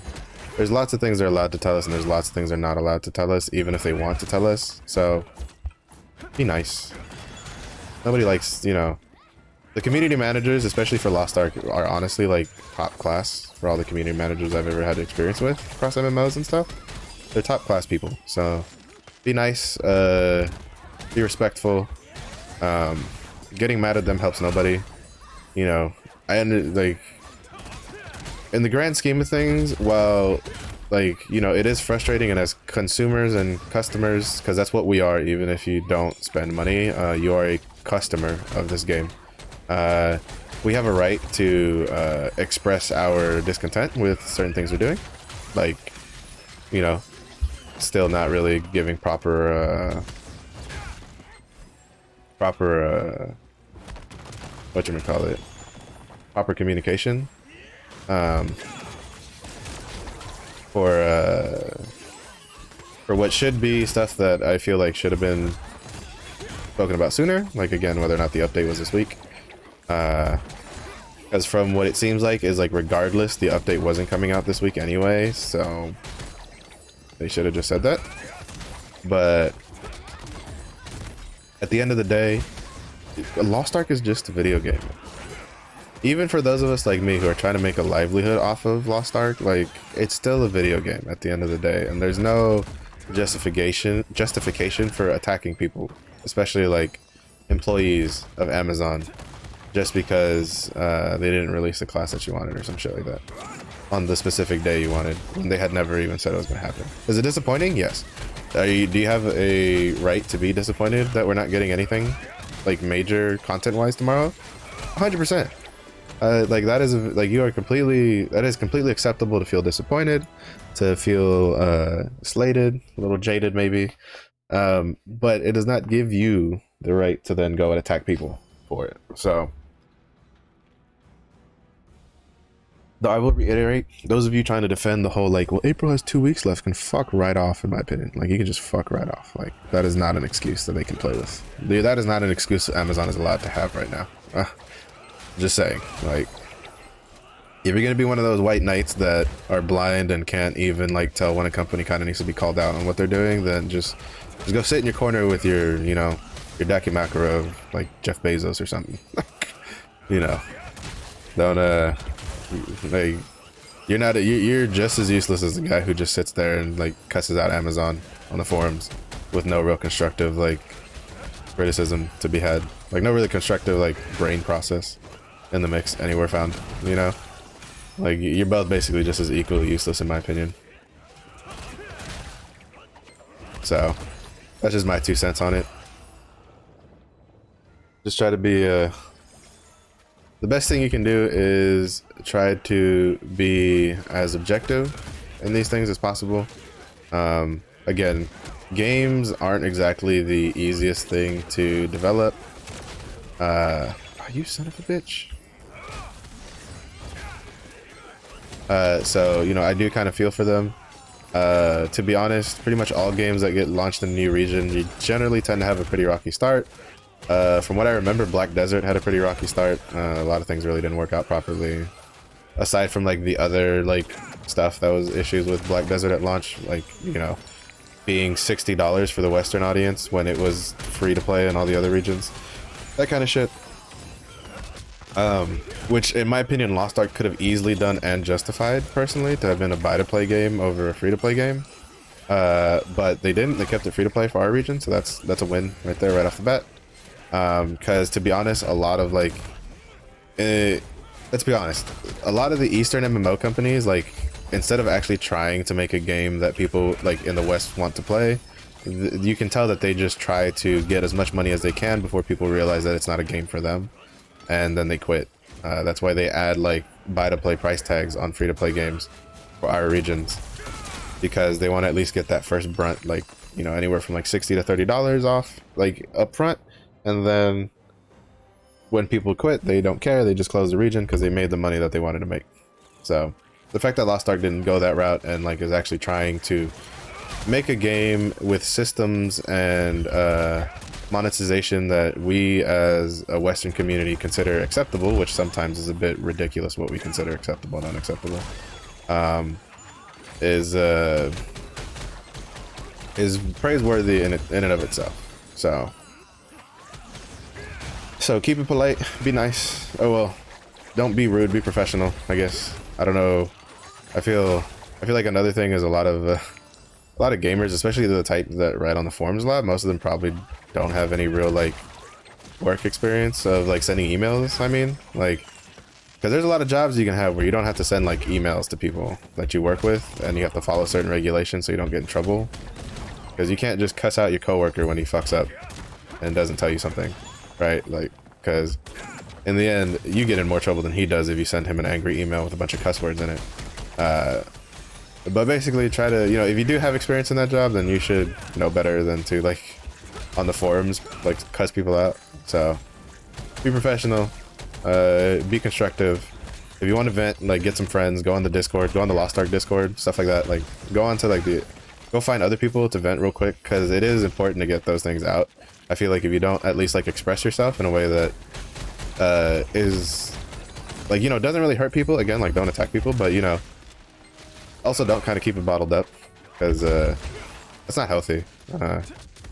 As humans, we are kind of like creatures of emotions, and you kind of expressing those emotions is pretty important as a human being. So get that frustration out, vent it. Whether you got to make a YouTube video that nobody's gonna watch, but you know, you can be like, all right, at least I got that out of my system. Or you stream to literally like no living people, and you just stream to random bots that sit in your stuff. Like, you know, like me, but you vent it, get it out of your system, it'll make you feel better. And then once you're done doing that, sit down and go, all right, what can I do, right? Like, what things, like, what can I do with the situation to kind of like come out on top, like make the best out of it? Now, how do you make the best out of this shitty situation, right? That's when you start planning. All right, so I saved up all these mats. What am I gonna do? Well, maybe I should push a character to 1385. You know, say you have a character 1370 like I do, and you weren't planning on pushing to 1385 because you wanted those materials for the Glaiver to get to 1325 at the very least, and not 1325. What you do then is you go, well, maybe what I could do is you could then push that 1370 to 1385, or as close as you can get it. So that way, in this next week, you can get the stronghold research bonus, and with the stronghold research bonus, you can then get have an easier time progressing your Glaiver to at least 1340, because they'll have, you know, higher percentages, lower materials needed, stuff like that. And you know, and now this is how you make the best out of a shitty situation or a disappointing situation. So that's what we're doing. That's what we're doing. We got our vents out. You know, we vented. That's what we did at the beginning. Then we, you know, we got it out. So we plan our next step. Now we plan our next move with the information we do have available. So the next move that I, Marshmallow, the gaming bear, will do is push my scrapper to 1385 this week, or on this reset, and try to get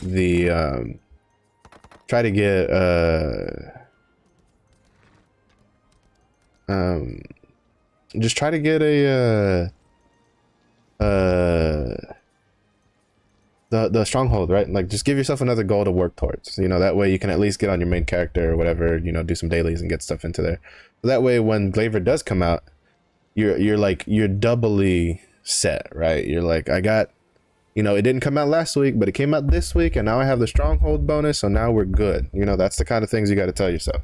Also, I need to check. Do I need to actually do the guild weekly? I told those fuckers they need to do it. They didn't do it!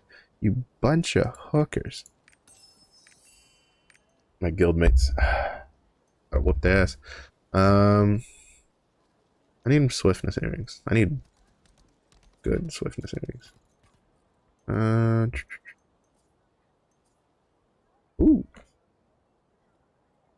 Wait, are both of my... Oh no, one's kind of... Oh no, yeah, they're both swiftness. But this one has more swiftness, yes? Yes. By 10. And then I think the ring... Oh yeah, but I couldn't replace the ring because it was adrenaline on it. Because that's how I get level 3 adrenaline on this character. Crit swiftness. I want more swiftness. I want all the swiftness. I just want to be fast as fuck, baby. So if I take this off, it would be...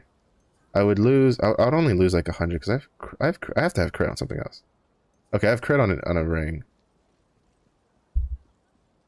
Oh, I forgot this also rolled really fucking high. Yeah, and I think I already done it this week for him. That's why he has his weapon. Ugly ass glow off of my goddamn weapons. Oh, that'd be really good. Oh man, I wish I had that on. I wish I'd gotten this on my Oh. Oh, ooh. Oh no, but it's spec swiftness. Fuck. If this was crit swiftness, I'd be slobbing all over. Well, not really, because it would just be the same but worse than mine. Let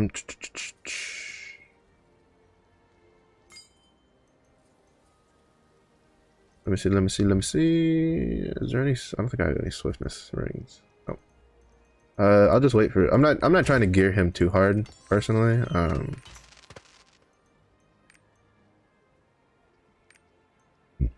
I could afford some give or take here. Give and take here.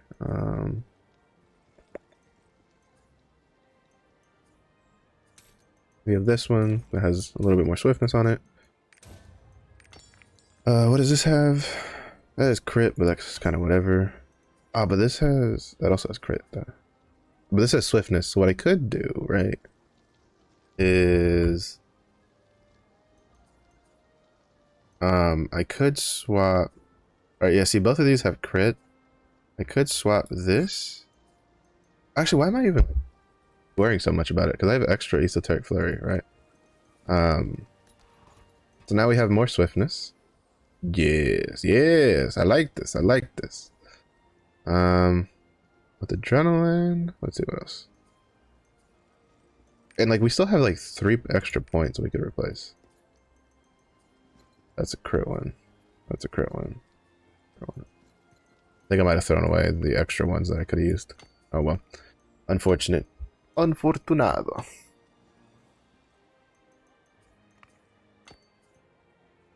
Unfortunado. Ugh. Ooh. A lot of things popped with that one. Alright, we're gonna do some cube real quick, because my lazy bum of guildmates aren't doing their cubes. So I'm gonna do cube.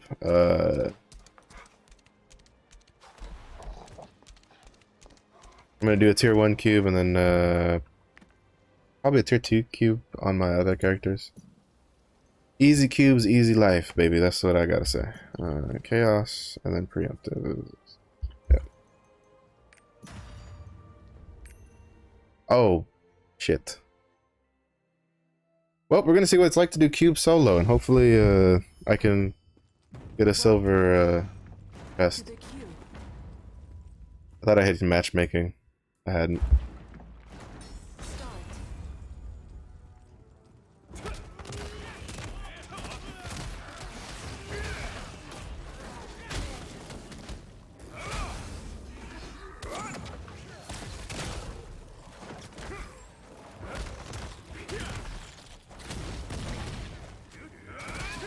To be honest, like Striker is not a class I would want to do this solo.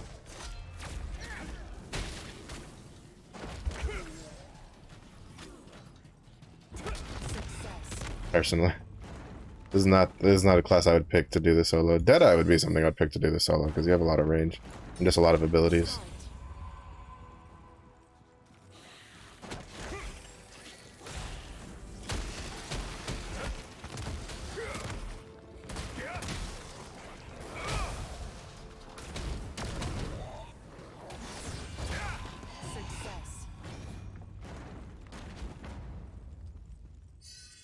As long as I can get a silver chest or higher, I don't really care, personally.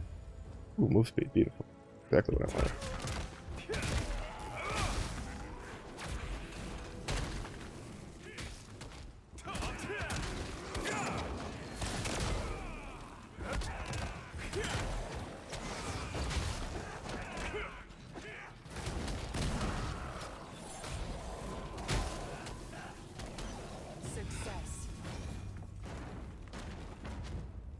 Ah, bomb room. Alright. Moment of truth.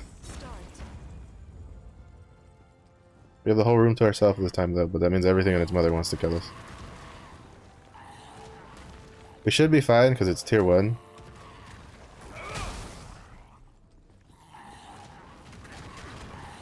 Oh, I ate that. I don't know how I ate that, but I ate that.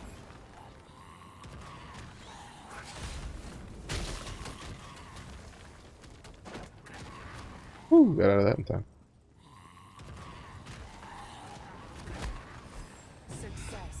Alright, cool. Cool. Are you serious? Are you shitting me right now? Two fucking bomb rooms? Back to back? What kind of fucking bullshit look is this? You know what that tells me? That today is not a honing day. I am not honing shit today.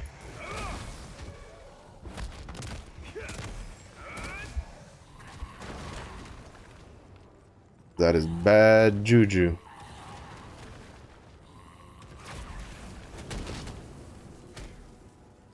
Bad fucking juju.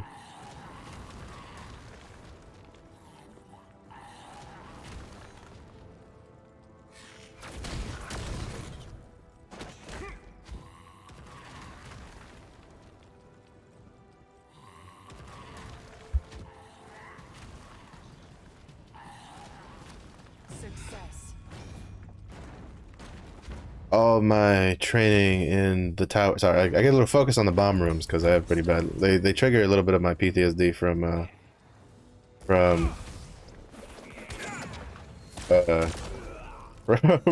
the fucking towers. Hate those survive rooms in the towers, dude. They're so fucking pain in the ass.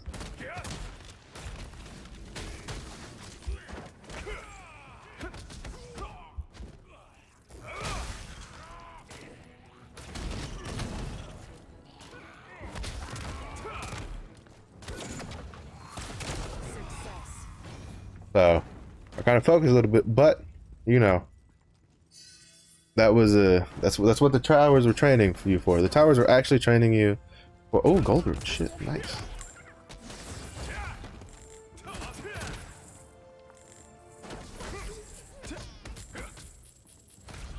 Shit, this is hard, like by myself though. I think like this one's not dead either.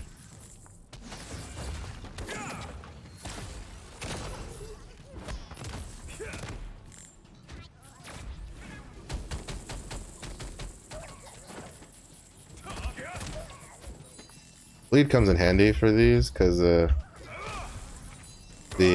bleed keeps ticking, and like these guys go off of amount of hits, not damage done. No, Tuki, come back, you bitch.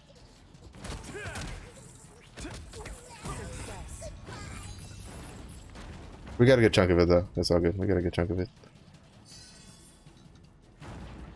I think we only really missed like one Tuki. Made a lot of silver though.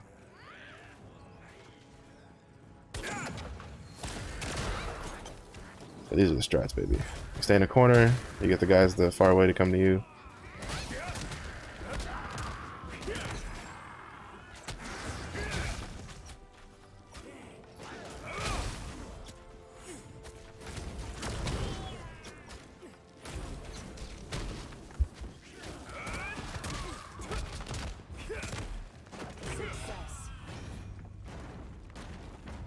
Starting to slow down because I'm starting to get some like. Is that another gold room? It is. Another fucking Tuki one. Shit.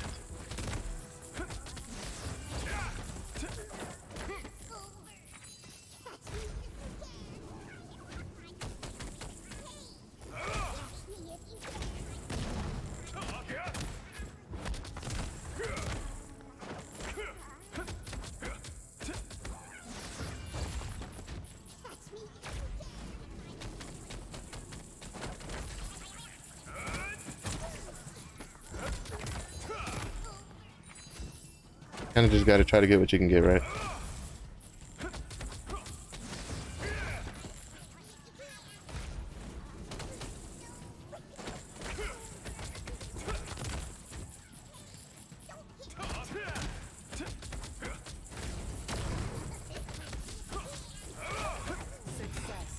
Woo! Shit, that was close. Getting like no points on these gold rooms because there's like you need so many hits to kill them, and I don't have a lot of hits on the on the striker because I kind of moved all those like multi-hitting abilities off my bar for the Chaos Dungeon stuff because I just didn't care for him personally.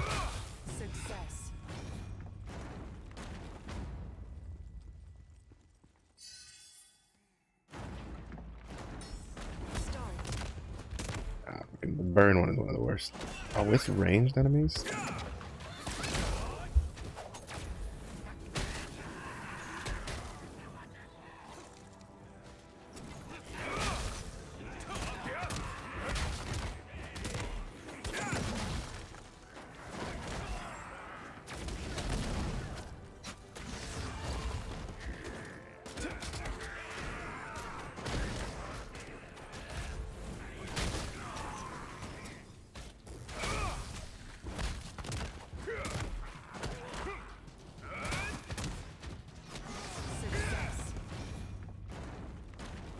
Doing it solo, baby.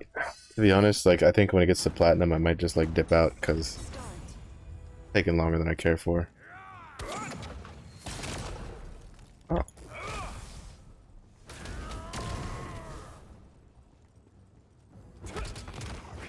Surprised I didn't one shot. I think I might have missed with the actual like meaty chunk of the ability.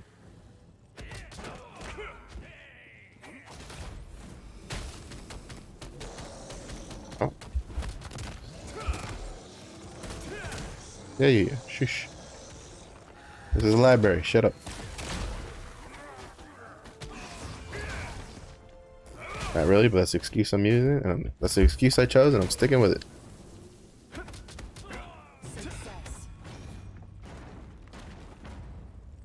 I wish the tornado, when it like for the smaller mobs, like when it killed the one, it would just keep going. Because a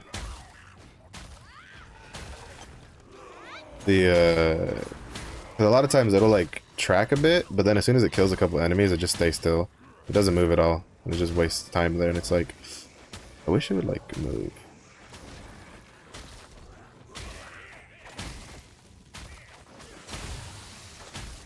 Right, like I wish it would just keep tracking things until it expired, but it is what it is.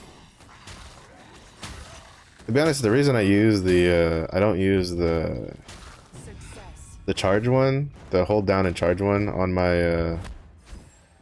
in my Chaos Engine build is because it doesn't work well with adrenaline, and I have adrenaline when I'm doing stuff, so. Oh.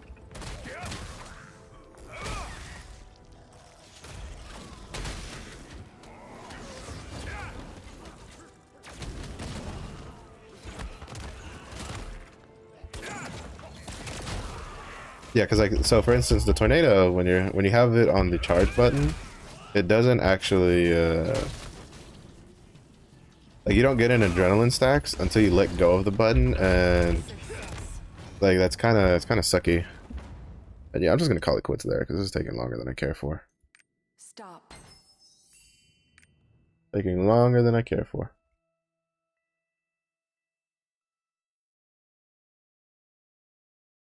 But that's another one down. And then I'll just do I think I'll give up on the Berserker real quick.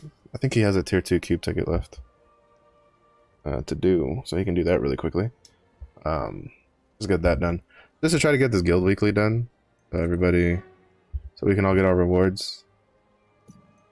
Also, my dog is just growing. Oh, someone did it. I think Vince might have done something. Yeah, he had to have done one. Because we're at 20 out of 50. Get back on the Berserker.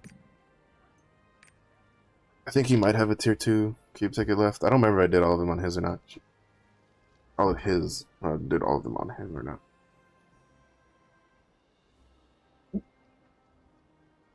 So we'll just double check. If he hasn't, it's whatever. I'll just go on the scrapper. I think she's got one or two.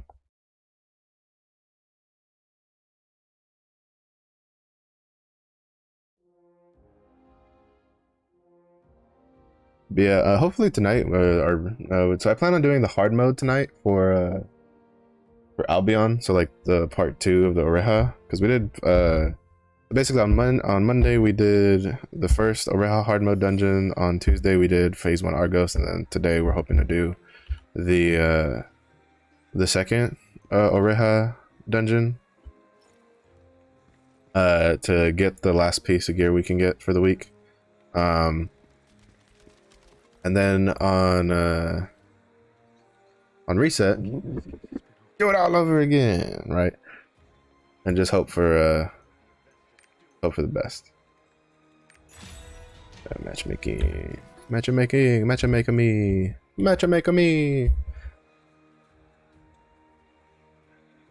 yeah, so I think that's gonna be the plan, right? I'm gonna push the scrapper to 1385, and then look at how much materials I have left. If I have what I consider a healthy amount, I will then well not materials, like I'll look at how much silver I have left over. If I should have enough, like, cause I have 4 million, so I think I should have enough for double paladins. One of which I think is in tier 3 like me. No, it's tier 2, never mind. But basically, I think I'll probably end up pushing the Deadeye to tier 3 this week, just to have a third tier 3 character who can generate materials. But he's definitely gonna be slow going. Like he's gonna be he's gonna take a bit, because I don't want to use a lot of the fusion materials before Glaiver comes out.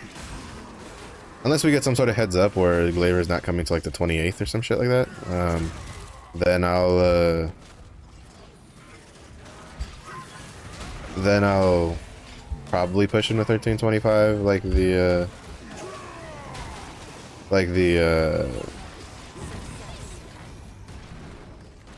Berserker, because he'll probably take over the Berserker spot for alt that I do shit like more often than not. Not the turtles. A turtle has made it to the water.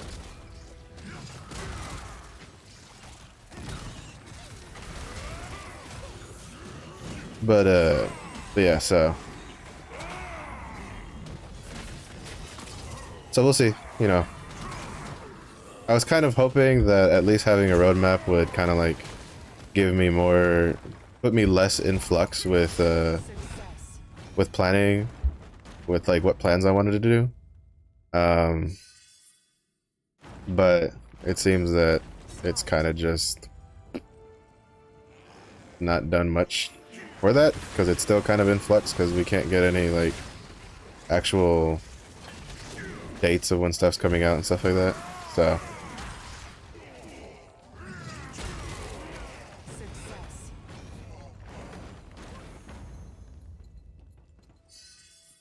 and so we're still kind of just playing it by ear here.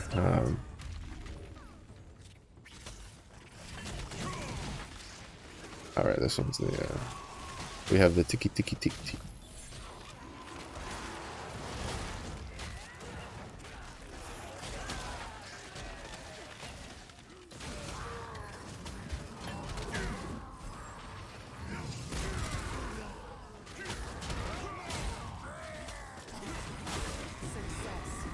The ticky ticky tick ticky tick ticky tow. But yeah, so we still kind of got to flex, but we at least have some oh great, cooldown increase. And my class Berserker has long enough cooldowns as it is, and now it's got 30% longer. Oh, I thought that was a source. That's a bard. I found all the supports, guys. They're all doing cube. They're all doing La Cuba.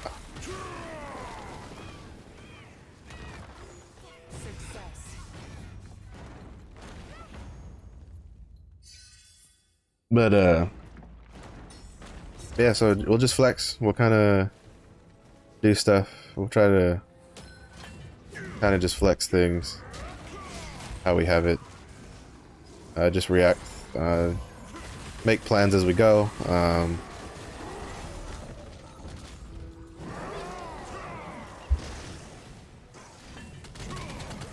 That's really all we can do.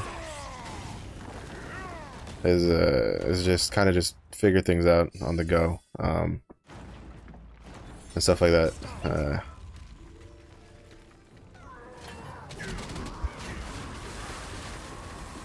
Hopefully whatever they do for this month will at least send the groundwork where they won't have to have this issue again. It seems like whatever they're trying to do has caused complications with the build, and that's why they had to delay it, or at least not give us an official date for when we were actually going to get stuff. Hopefully, like they said they were doing, so this patch they're setting groundwork for future. They say for the future update this month, but I have a feeling that it's probably also for May stuff also, just to kind of do it all at once, which is probably the smart thing to do. So hopefully the hiccup here in April will make it so that in May they can push things without having to have to do this, right? Hopefully it'll give them a platform that they'll have a more stable platform to be able to just be like, yes, this is coming out today, and stuff like that. So we can just hope, right? So in the future, so that whatever they do now won't cause an issue later. This is probably part of the issue of them trying to do such a different build for our version. Because from what I understand, our build has a lot of different shit. They kind of just pulled shit from all different sorts of patches, and stuff like that. So hopefully they've at least learned enough in these so that they don't have to worry about in the future they won't have these issues. That's what we can hope for, right? That hopefully they'll do it so that they don't have to have these issues in the future again. Now, whether or not that'll actually happen, who knows?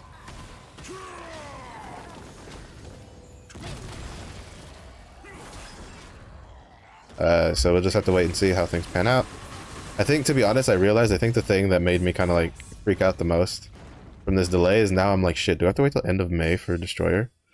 Well, because now I have two freakouts, right? Now my first freakout is shit, do I have to wait till end of May for Destroyer? And two is shit, are they gonna have Destroyer come out a couple weeks, a week or two after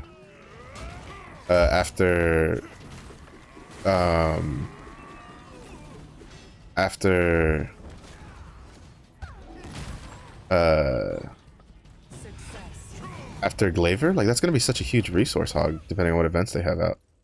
For people that want to play both, because I want to play both. So,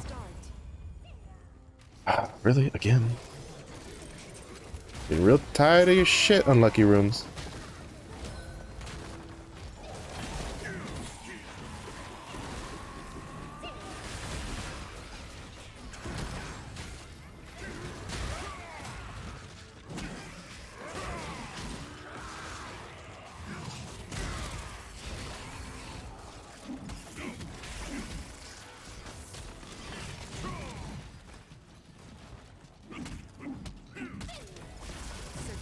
So, I only have regular buttons to push. Help!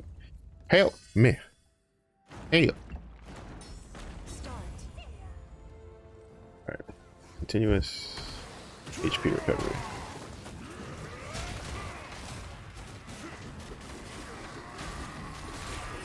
We whirlwind in 4 days. Speaking of, I don't know if anybody watched the tournament. The G4 tournament yesterday was pretty cool. Some pretty good matches. Hopefully the future tournaments they can at least let the players kind of customize their characters a little bit with like at least like gear and stuff so that they don't look so bare bones.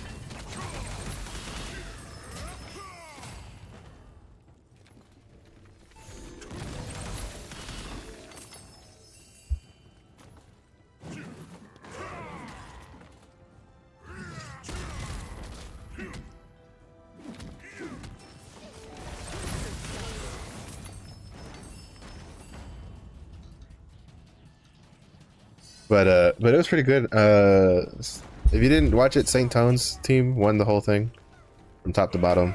They ran rampant, undefeated in the winners bracket.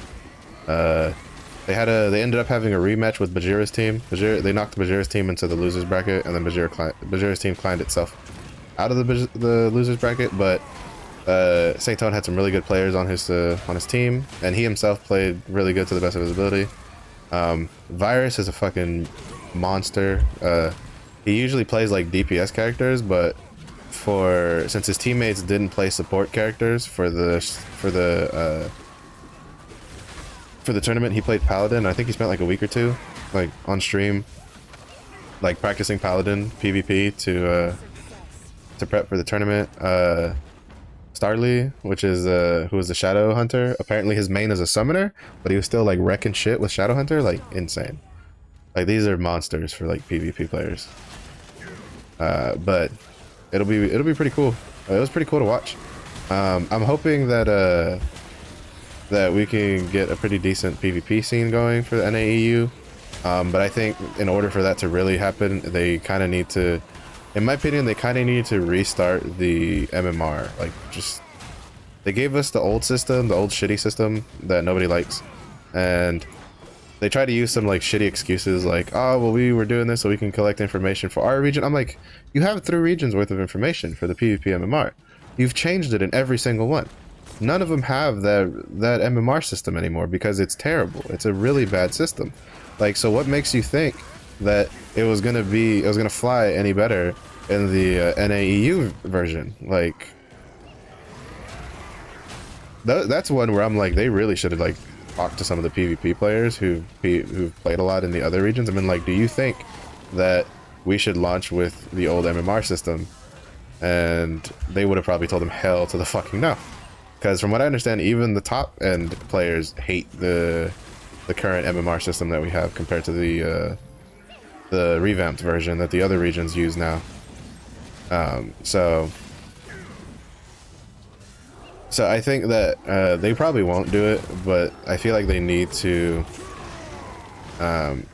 They should just like restart, like, I don't know, like mid-season, be like, hey, we're resetting everybody's MMR because we're introducing the new system. Some people will probably complain, but I think at the end of the day, when they see how the new system works, they'll probably be like, all right, actually this was worth putting up with. Because to be honest, if you go to the arena section of the forum, a lot of it's just people complaining about how janky the MMR system is and how just unrewarding it feels to play the game, especially as beginners. Like, to me, like, I basically have had to just treat ranked as like unranked solo queue because it feels very unrewarding to try to learn how to play the game to a better degree, because a lot of people go, oh, we'll go practice an unranked PvP, right? And it's like, I could, and then get stacked against a bunch of pre-mades and just get raffle stomped anyway, or I could, so I have to go you know, I think you're better off just doing, I think, like, if you're a new player to PvP, you should do unranked for a while to get a feel for how it works, how it feels. And then, like, just go do ranked PvP for solo queue.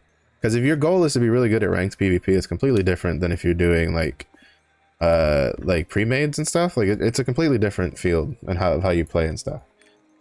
So I think that that's probably the smartest thing to do.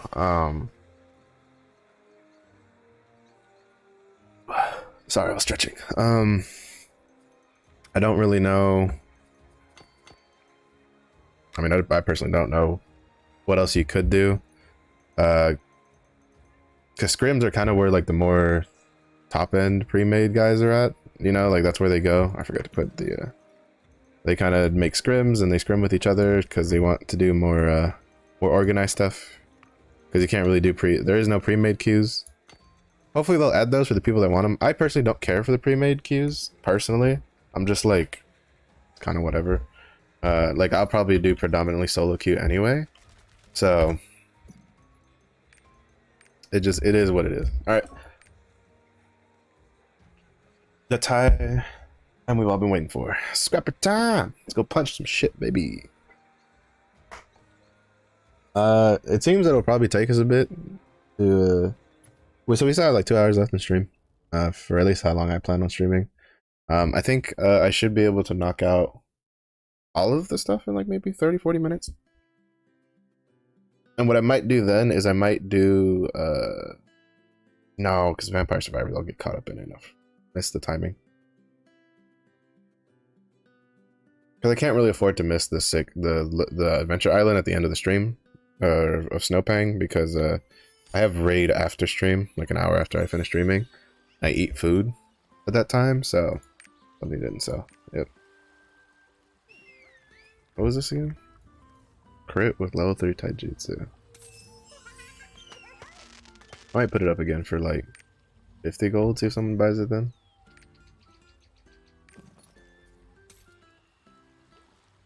Put it at 25, so if someone does bid it, I'll at least get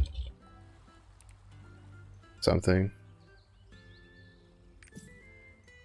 And we're good to go there. Put these over here. I would stop missing.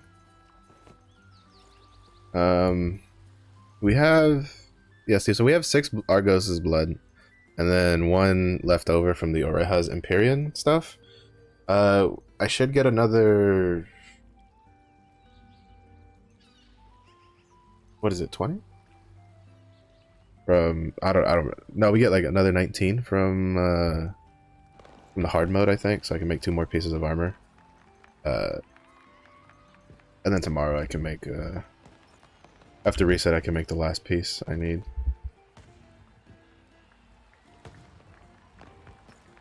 But yeah, so we're looking pretty good. This is what in case you're curious, this is what it looks like for scrappers. I don't have, like, I only have the chest piece, the weapon, and the gloves. The gloves look like this. They're kind of shit, to be honest, but you cover them up with this big ass weapon anyway, so it doesn't really matter. The chest piece doesn't look too bad. Definitely looks a lot better than the Chaos Dungeon chest piece. And I'm still just using the Reporter, you know, Spanx and high heels, because it just looks too bad. The weapon model, I like the weapon model, to be honest. I don't care too much for the color, but unless I have a way to see what the harsh or preordained colors look like, I'm not going to craft those, because those are a couple hundred gold a piece to craft, and that's too rich for my blood. If I know what it looks like and it looks good, then I'd make it, but not knowing what it looks like, I'm like, nah, I'm good, I'm not gonna make that. But we now have at least 2-piece Argos, and we'll get like 2-piece Chosen today, hopefully. With I'll be getting probably the shoulders. I'll get the shoulders and the pants. I'll save the helmet for last because I usually hide it anyway. Because I don't like the martial artist helmets. They all look kind of shit to me. But it's not bad. It's not bad. All right, so I'm just making sure. I need to make sure. Yeah, all right, so we have the adrenaline stuff, and we are in our raid set. So we're gonna go do Night Fox Yoho, and then we're gonna do. I'm going to claim this, so that way, because we're gonna use these this week. Because if you don't pick those up today, you're kind of. I'm pretty sure. I don't think you can get the. Actually. Well, actually, I don't know. Whatever. I already picked them up. I didn't want to take the risk to find out personally. I know we're getting a new track of login rewards, but I didn't want to take the risk on those, so I'm just gonna use it.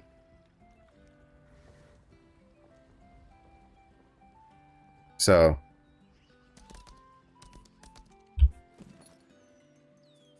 So I'd rather just use these on this character just to be sure. The Glaiver will just have to eat the whatever RNG she gets from when she gets to 1302. To be honest, alright, I have to change some of these back. This, give me some more destruction bombs.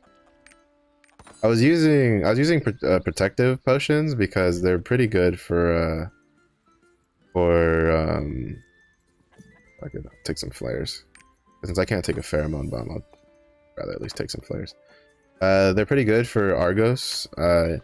Phase 1, if you're just skipping, if you're not going to do the, if you're going to cheese the small pizza slice mechanic where you just stand at the end, you can pop a protective potion to kind of like take the burden a little bit off of your supports.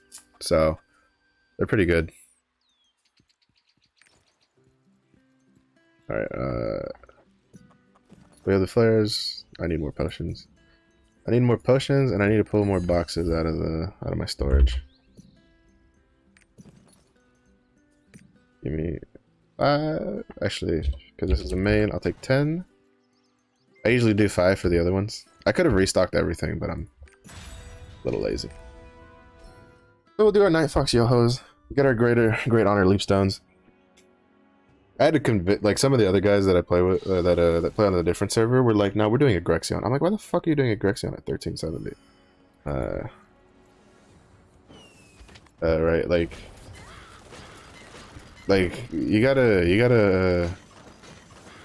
you should do Night Fox Yoho, because she's not that much harder. Like, once you get the swing of her, she's pretty good, easy, and then, well, relative. She's easy as long as, like, I've gotten pretty lucky the last couple times. I've had at least one Gun Lancer or, like, a support, whether it's a Bard or Paladin while doing it. So, shields are nice.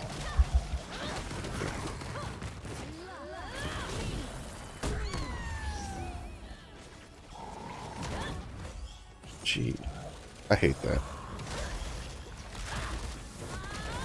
Ooh!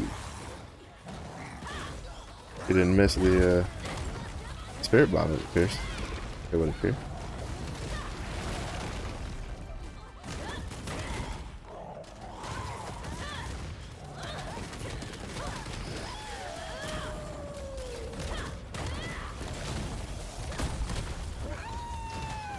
Oh shit. Oh shit.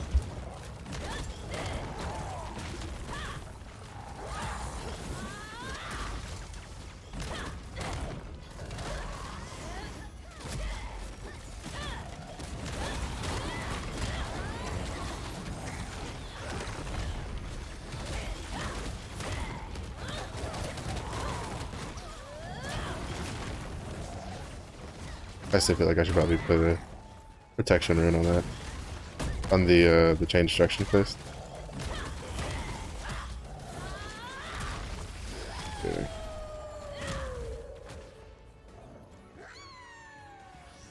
I'm only flaring the one time. These flares ain't cheap. Alright.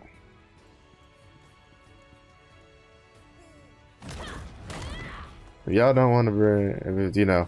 I still think it's weird that we can't use a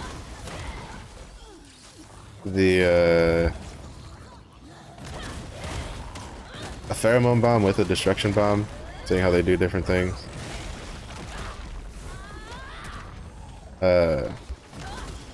But there's really not much we can do about that.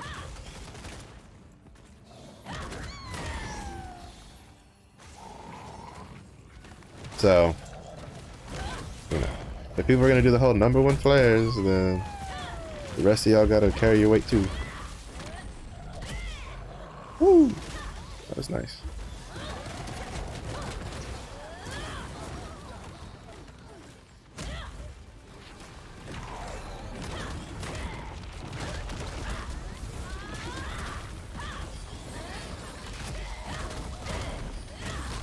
Woo! Nice, nice, nice.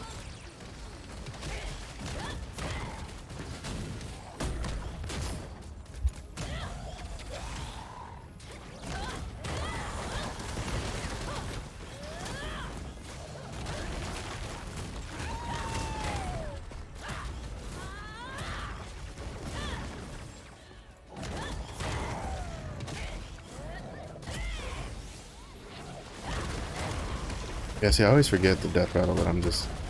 It empties, you know. It empties the tank. So it's kind of like... Whatever, right? Where's she going? Oh, she just, like, stayed. What? That's so weird. She does that sometimes. Even if you don't pheromone bomb her, she just won't go anywhere.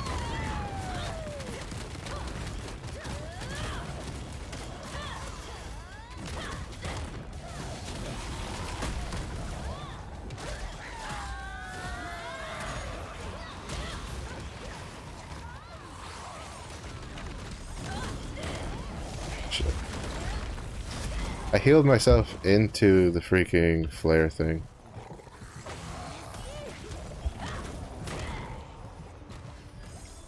It's so annoying. The flares are probably the most annoying thing to deal with.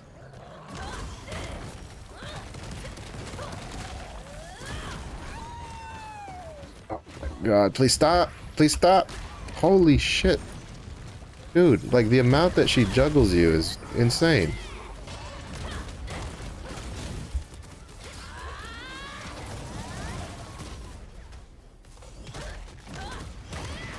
Like, I was doing so good with damage there, but then you get hit once, and all of a sudden it's like, your health is just gone. Oh shit, that's the wrong button.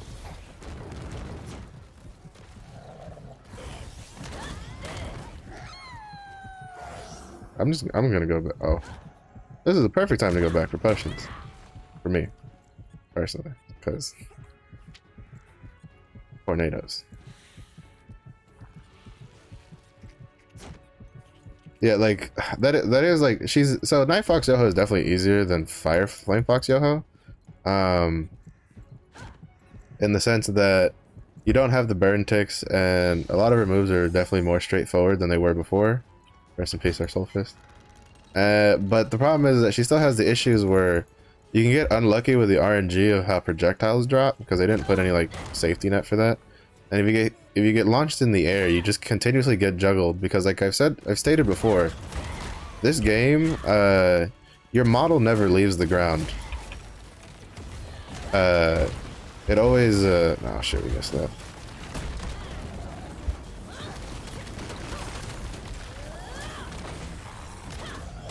It always stays on the ground, so even if your character is getting like mid-air, he's still taking, he's still gonna get juggled when he gets hit by something, because the hitbox for your character is still on the floor.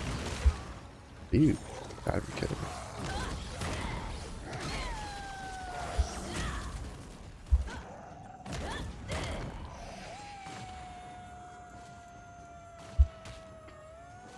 For fuck's sake, dude. Don't get caught, don't get... Play it safe. Should've just played it safe.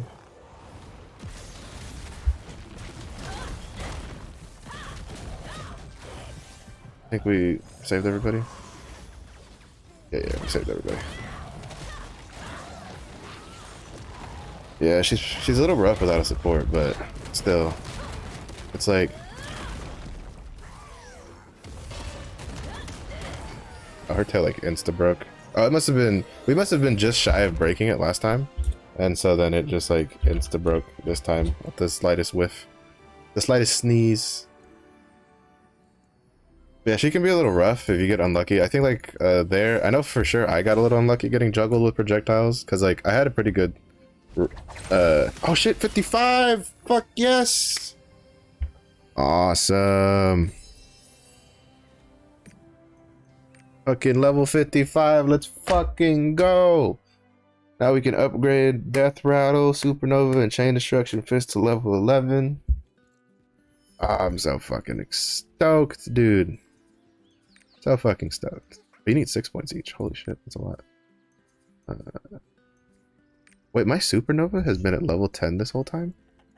Oh, no, never mind. I was... Or level... sorry, my brain kind of like derped there for a second.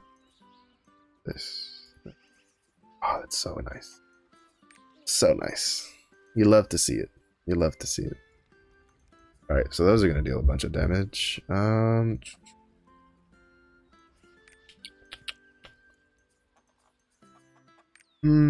I need the focus from that. Even if I pull out Rough Smash from here, I still won't have enough to get Death Band. Yeah, the next one would probably be True Rising Fist.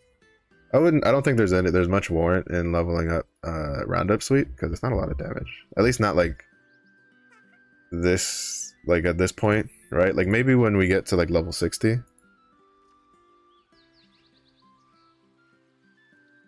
Because I don't know, it just is what it is.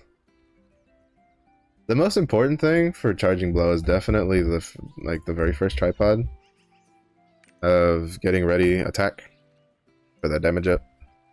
I'm still, I guess this is just to make it easier to hit, because like the point is to get the buff you have to hit the target, and this gives you a orb in front of your fist that gives you an easier time to land it. I think damage wise maybe Ruthless Advance is better, because Destroyer, if I'm mistaken, no, well, Ruthless Advance gives you damage. Yeah, no. I think the Destroyer is probably better because Ruthless Advance gives you like another uppercut to it, but I think Destroyer just a flat damage would definitely just be better. But I do see like Stone Fist being used for the most part, specifically because it probably just makes it easier to land the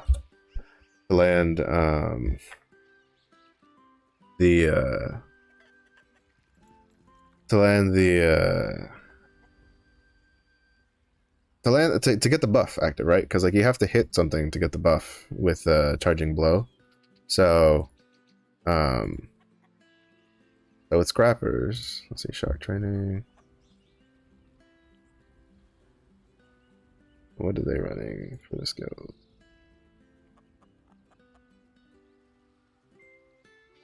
Oh, interesting. Oh wait, no, that's not gonna show because that's showing the tripod levels. Yeah, see, so even for, so you can see here, this is loawa.com. It's what they can do on the Korean client to show with their open API, they can track what people use.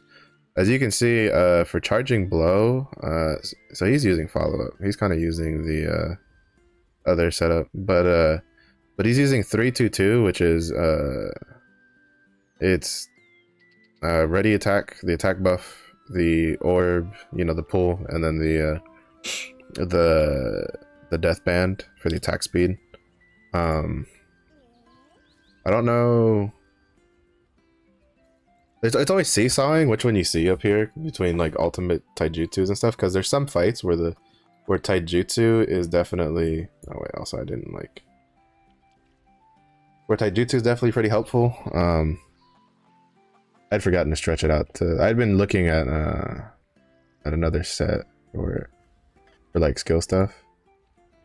Yeah, 322. I think like for the most part 322 is kind of like the go-to for charging blow, just because I'm pretty sure the only reason they take 2 is specifically because it makes it easier to land to get the buff, since you have to hit something. I feel like if you didn't need to hit something, you'd probably take 332 instead, to so that way it'll you can get a little bit more damage out of it. But since you need to hit something to get the buff, then 322 is just what you're gonna see them run the whole time, because it gives you that little bit extra to get the hit in. And you don't really use charging blow for the damage, right? You use it for other stuff. Also, I'm trying out the bleed rune because I think that when you when you charging blow with the bleed rune, it benefits more from the I think I still don't know if things snapshot or not. Like if like bleed runes snapshot from when your buffs are active. Because I saw a lot of people on Loa using it like this, where they would have like the bleed rune on charging blow, and then crushing smite would have the recharge. But I've also seen some people run like flipping these and putting the recharge on charging blow. I don't know which one's better, to be honest. They both feel kind of samey to me, but it is what it is. Oh, I'm so glad we hit 55. I'm gonna go to the stronghold real quick so I can put my my training on my Deadeye. That's another thing to remember. Also, do not forget when the new class does come out, whenever that may be, don't forget to put, as soon as you power pass her to 50, whenever that may be, whether you do the Solus run or not, make sure to put her on the training camp like ASAP. You're gonna want those extra points. Yeah, we'll start with the Deadeye. So that way we can get that done. Also, no, you still have a decent way to go before you before I level up my stronghold, because I'm level 30. I imagine we're gonna get another batch of like at level 25 stronghold I got a batch of upgrades, so I imagine level 30 I'll have another batch for stuff. I think roster storage I'm done with. I think I have all of the roster storage upgrades. I can check. Yeah, I have the roster storage is done, so that's kind of whatever. So we're gonna do another Night Fox.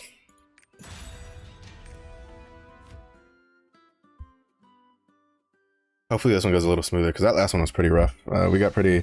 Well, first of all, we were fighting her in that little tight area instead of fighting her in a more open area, so a lot of the flares were like... We didn't really have much room to play around with the flares, so...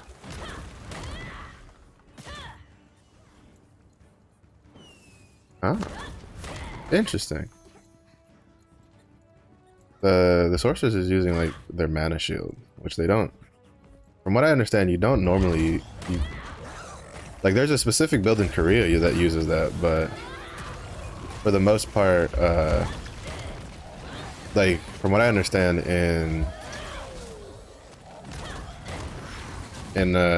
we can't really use it in our version because it like drains the shit out of your mana. So you bitch. Like she locks you like so it's so annoying because so again she's a prime example of the hitbox moves before the model moves. So even though she's up in the air, she's she can block you, and then like so your character gets stuck on her model and it slows you down inside of her thing. And it's kind of annoying. It just pisses me off.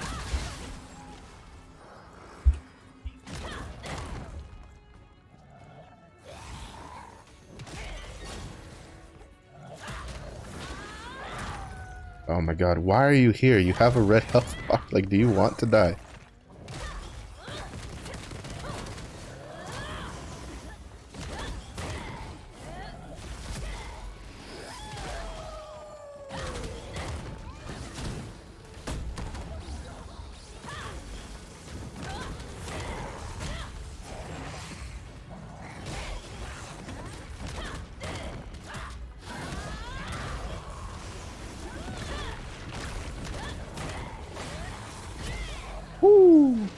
Oh shit, I could have countered that. I would have looked good while doing it too, because I would have kept her inside of the Zork ult if I had countered that in time. Or if I had paid attention, I guess.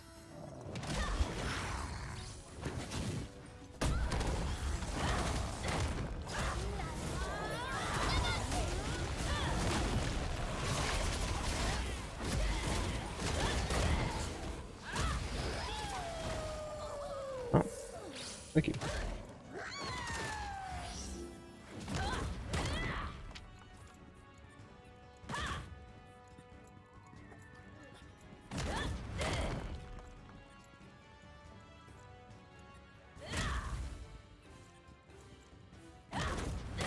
My boofs, they fell off. Is that the thing with the Argos set? The buffs fall off if you're not fighting. So something like Yoho, where she runs away a lot, kind of could disrupt your buffs if you're not careful. Oh shit, yeah.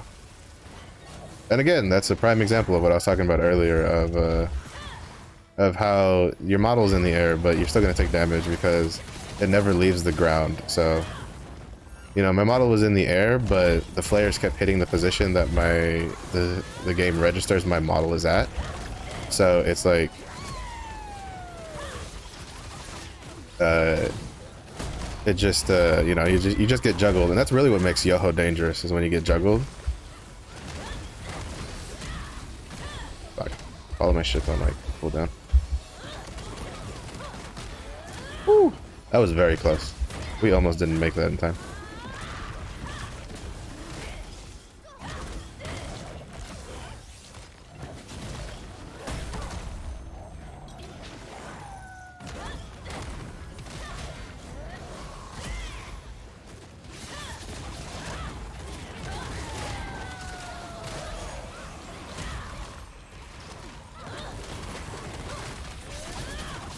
Make that in time.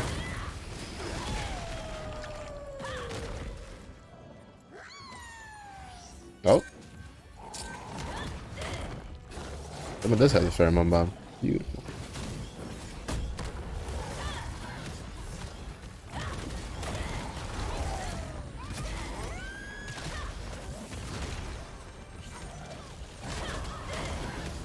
That shield is good though.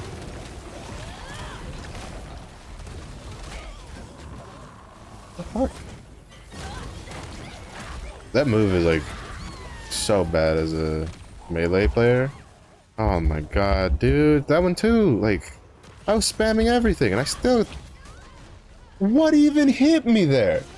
Like, excuse me. How are you supposed to react to that? I got up, instantly died. Instantly died. There was no like question, there was no, oh, you have a chance. Like, god. Cause like I couldn't see anything because her model was on top of me, so I didn't know what was coming down, and then it just killed me. That's what gets frustrating in this game, especially for the Guardian raids. Because in the Guardian raids, it happens way more than in any other content I've played, where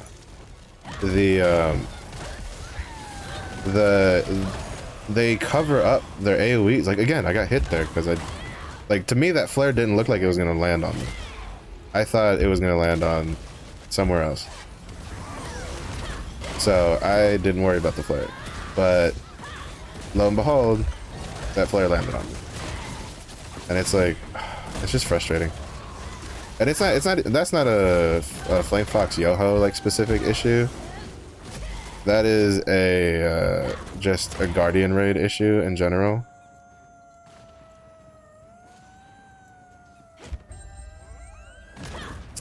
Son of a bitch, I do this every fucking time. You're not gonna make it in time. Oh, you did. Shit, nice. Oh, you're too far away. I wasn't gonna make it to you.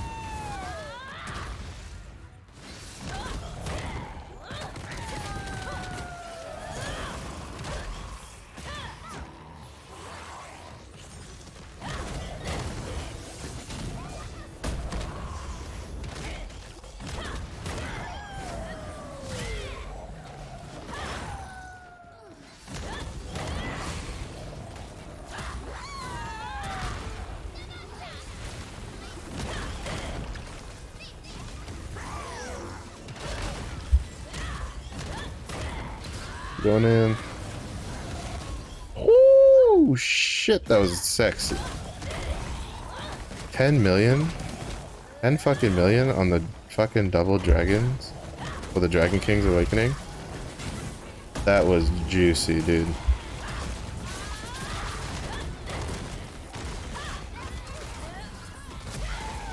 That was juicy. That's the hardest I've ever hit. That's the hardest I've ever hit.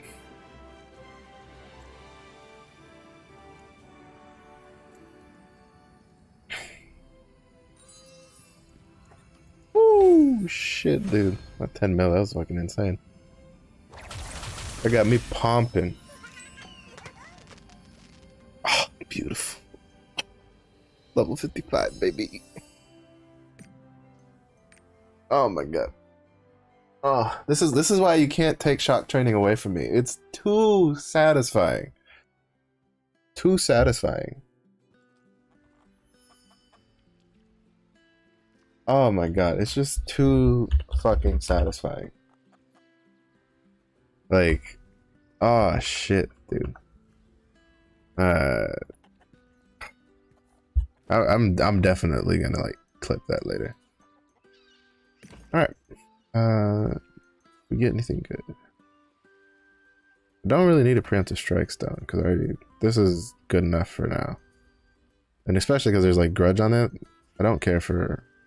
Well, actually, I don't remember if you take the damage bonus or not for lower monsters. But no. I'm just gonna throw it away. I don't need it. I don't need it. That's garbage. That's garbage. Garbage.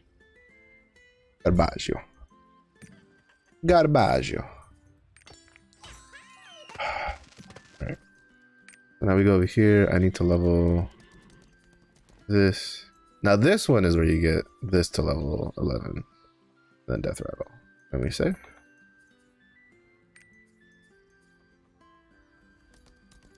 Where are all my Galewinds? Galewinds. I must have another blue Galewind. Alright, so we're gonna do four chaos dungeons today on the scrapper.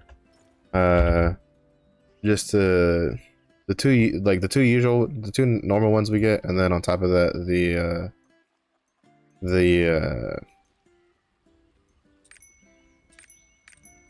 whatchamacallit, then the two extra ones from the potions that we're gonna use because we claimed our Aura of Resonance potions. So we'll do that. We'll see what we get. We're probably gonna get a lot of shit. I don't know if I have enough space for all the crap we're gonna get.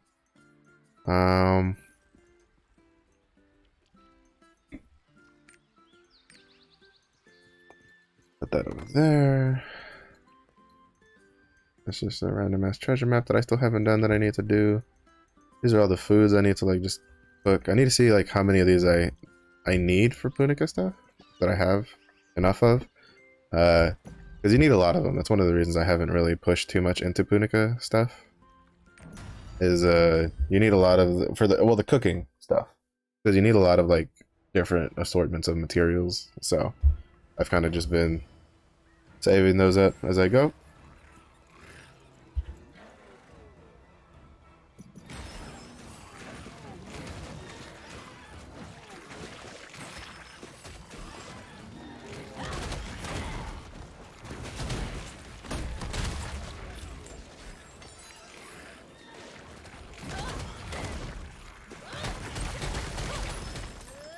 You know, to be honest, I might take the 6 points out of, well, no, I still don't think it would be enough, because I still think I need, like, 28 points for, from level 2 to level 3.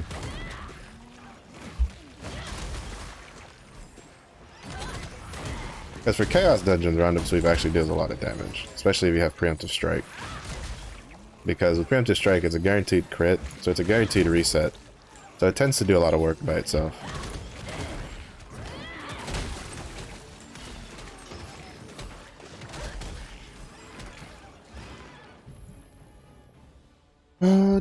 Yeah, today I'm gonna get the shoulders and the pants for Chosen. I'll get to see what colors that looks like.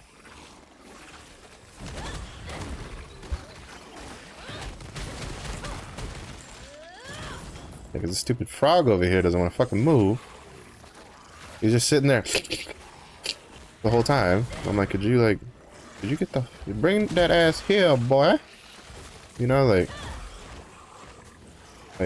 didn't your mom ever teach you it is rude to like stick your tongue out? You see, look at this. Like, he's just staying there. I've never seen them stay that far away from me this whole time. Usually they'll do it a couple times and then they'll like come over. But he's just like, nope. I'm just gonna lick you. And I'm just like, well, now you fucking die because you pissed me off. Would have died anyway, but now you're dying while being extra. These guys are kind of annoying. I just straight up one-tap them. I'm so glad I got to 55. My goal was I was hoping to get to 55 before South Vern comes out. Because South Vern story apparently gives a shit ton of experience. So like, if you, so that is the one good thing about South Vern being delayed, is if you weren't level 55 before it, You can try to get to level 55, so that way, and then try to build up as much experience past 55 as you can to try to get to 56 that much quicker. So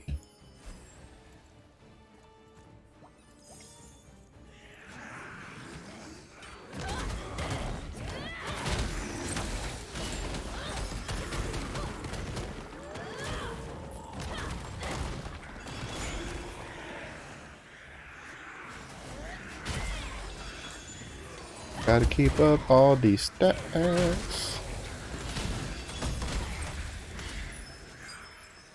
Yeah, I don't know why I had a protection rune on my True Rising Fist. It's an ability that sucks to get off normally, so without a Galewind rune, I feel like it takes forever.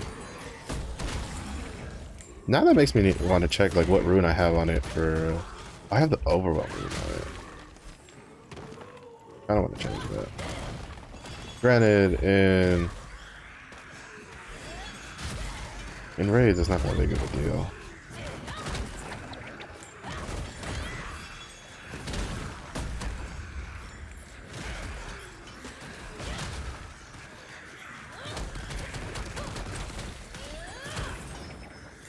Chain Destruction is fantastic for the Argo set because the Argo set gives you stacks based on how many times you hit an enemy. If I'm mistaken, the way it works is even if you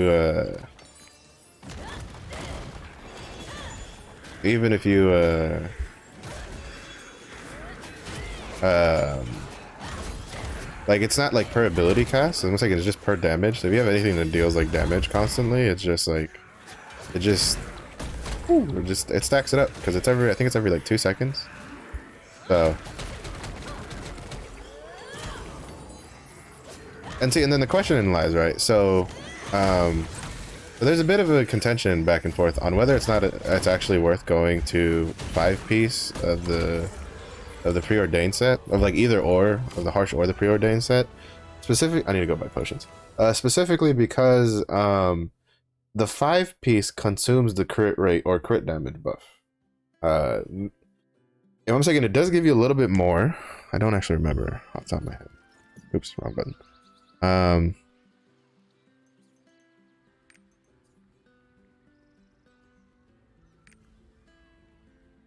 Okay. All right, so it gives you 10% more crit rate for 15 seconds, but no, actually that is good. You should probably use that because it's for 15 seconds and then it takes 10 seconds to build back up. I mean, no, actually, yeah, that is what it is. You have like 15 seconds of uptime, but then you have like 10 seconds of downtime, and so it's kind of debatable about whether or not the 5-step bonus is better than just running this and and then just running the chosen set that you have, specifically because you can keep the 15% up at all times as long as you're dealing damage, like you're hitting the boss, and I think bleed ticks also count towards that. So the actuality of it is probably that. Are you in full preordained? Yeah, you are. Oh no, you're in harsh. For the Alliance. But in full preordained, if you have the midday buff, like if you're in a situation where you would lose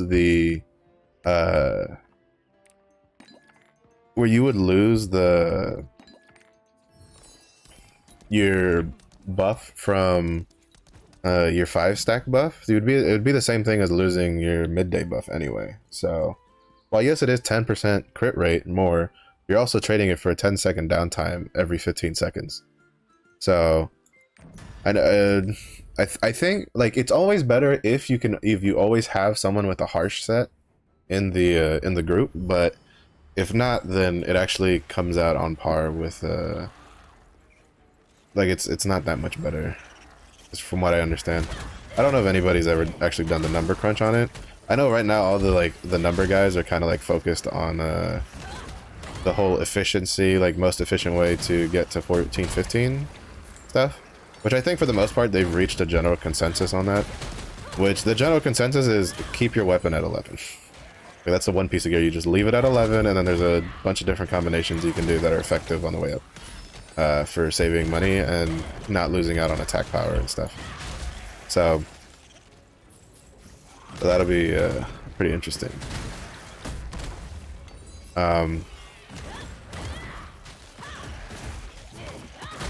So, you know, you can follow that. Generally, the only real difference is, so you keep your weapon at 11, so you get that extra bonus, but then what you do is add your armor, the ones you take highest depends on like what you play. If you play a support, you generally go for chest piece and pants. And then if you play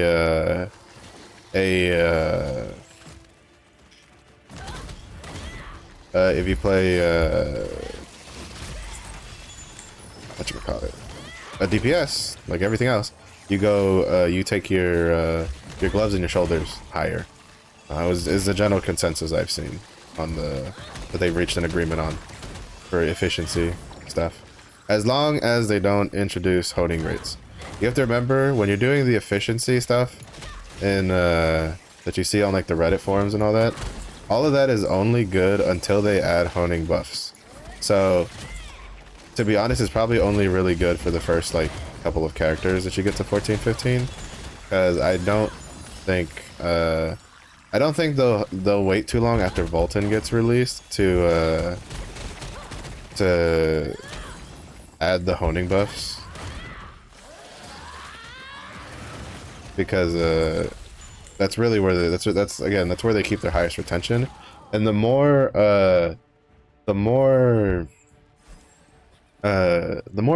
characters the players can get to start working on the Volton grind and stuff like that, the more those players are going to probably keep playing, because Volton's actually, from what I've seen, for the most part, from what I've seen, it looks like a really fun fight. Like, it's got a lot of interesting mechanics, stuff like that. So it'll be pretty cool. It also is a lot more casual friendly than Argos, because you can spread out when you do the phase 1 and the phase 2 of Volton, right? So like, say your group only has like maybe an hour or so on Thursdays and an hour on like Saturdays. So if you do it with friends, or maybe you personally only have that, like that's the only amount of time you have, is that time frame right there. Well, what you can do is you can do phase 1 Volton on Thursday and do your hour, depending on how it goes, because it'll definitely go quicker as time goes on, as people get more geared and more used to the fight.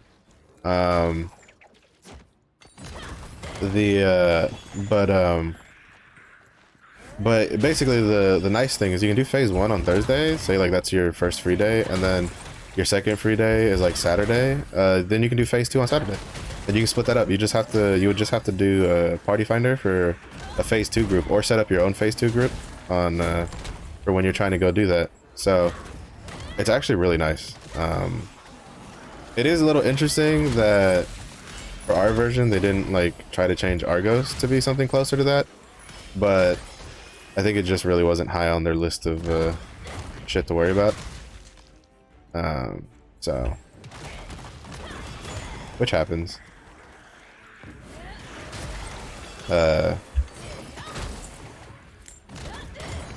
It's just, it is what it is. So you kind of just gotta flex around it. But I have a sneaking suspicion that we probably won't have to wait too long for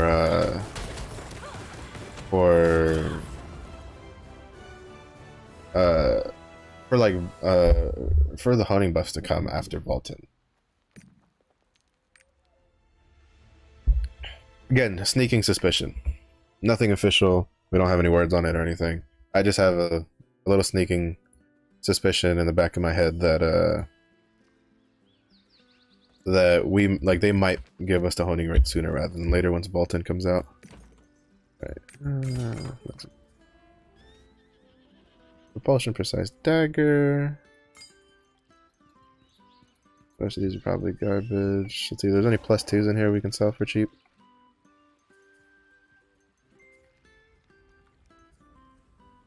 Nobody uses that. Nope. Nope. Nope. Nope. Nope. Nope. Nope.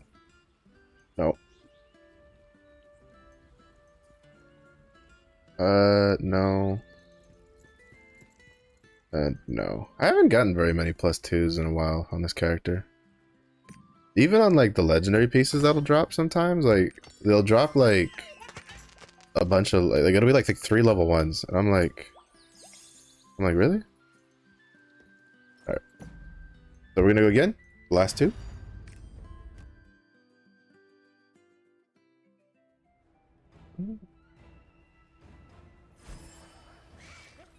So we can get this rolling.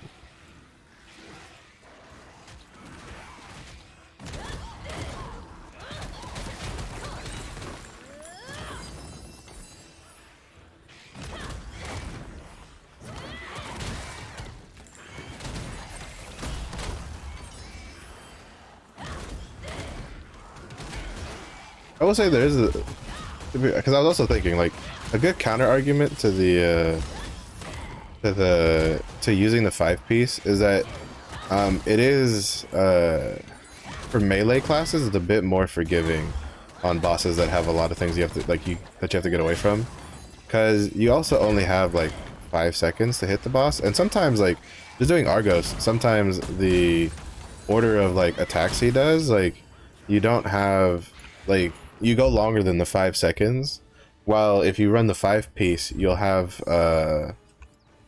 15 seconds to use that buff, which then you'll have to build up later. So you can still get boned with bad timing for mechanics, but it's a lot less than if you it potentially is more forgiving than just a 2-piece.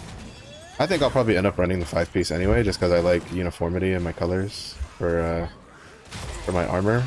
And I don't really mind. I'll have to see what the Chosen armor set looks like, because I'm also kind of tempted to just run 5-piece Chosen. I can just run the gloves. Granted, it's probably not smart, because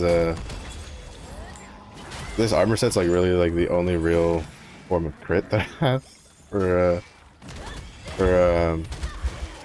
my shock scrapper, because I only really use like you generally only use like you use like a crit specialization necklace, and then everything else is just spec all the way down, because it's such a huge power boost to do that.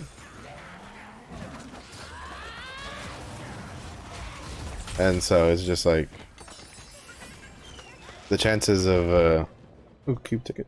The chances of, to give up extra spec for some crit is kind of rough. Like, cause like, so instance right now I have 24, I'll have 24 plus, what is another 15? So I'd have like 39%, with just a 2-piece. And then if I run the 5-piece, every 10 seconds I would have 15 seconds of an extra like 10% crit on top of that. That'd be what, like 45% crit? That's not terrible. That's actually pretty good. So I will probably just run the full preordained armor set. I just hope that the well, actually I say this, but I know what colors the more or less what colors the Chosen set is, because my gloves are the Chosen set, and they're like this white and blue looking. Jesus, you have to spawn like 20 of those? This game knows I hate the lantern ghosts. Every time I get a map that can spawn them, it spawns like 100 of them, just out of spite. The game's like, aha, you don't like our lantern ghost, huh? Fuck you, buddy. You don't like him now.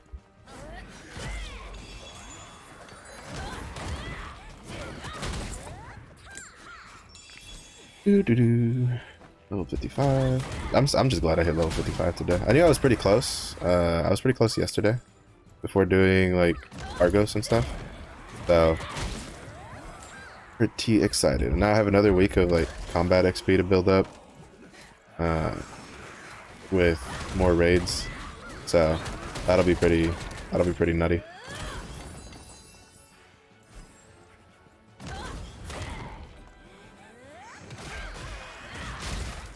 I'm hoping to get like to like as close to 55, like halfway through 55 as I can, and then hope that Southburn pushes me to 56 if it comes out next week. If If it doesn't come out next week, I'll definitely get 55.5 before it comes out. If it comes out on the 28th.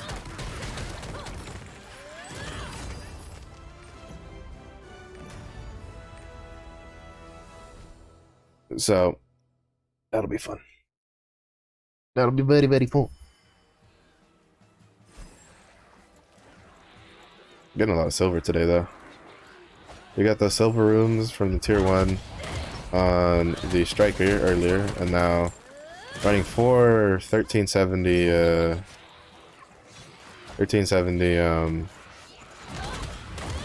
chaos dungeons gives a good chunk of silvers. Plus the low paying dailies. Even though I don't think I did my low paying dailies on my striker yet, so I'll have to go back and do those later.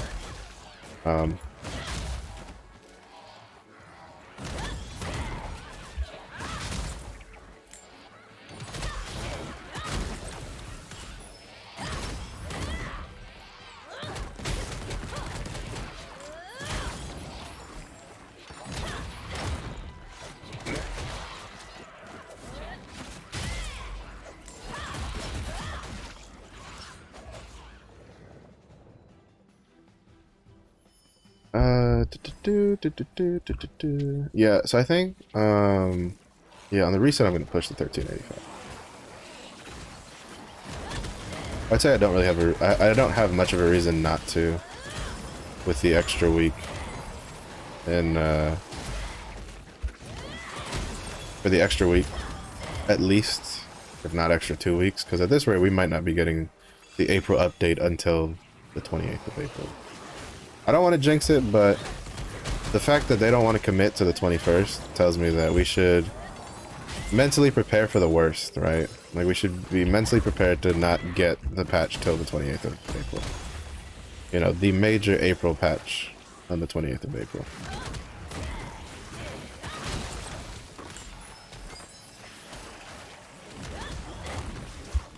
Which would be ironic.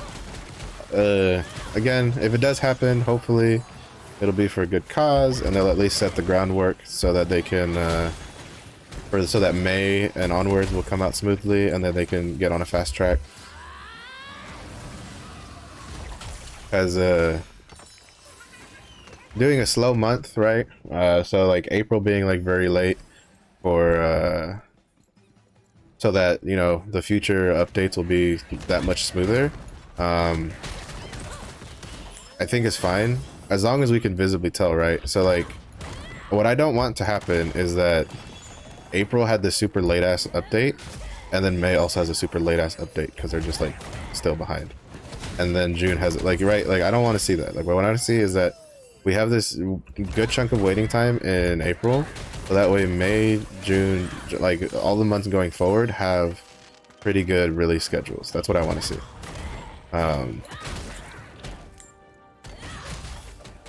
Without, if that does not happen, I will be very disappointed, first of all. And then they will have lots of explaining to do, as Ricky Ricardo would say. Lucy, you have some explaining to do. So really all we can do is just sit and wait and hope for the best.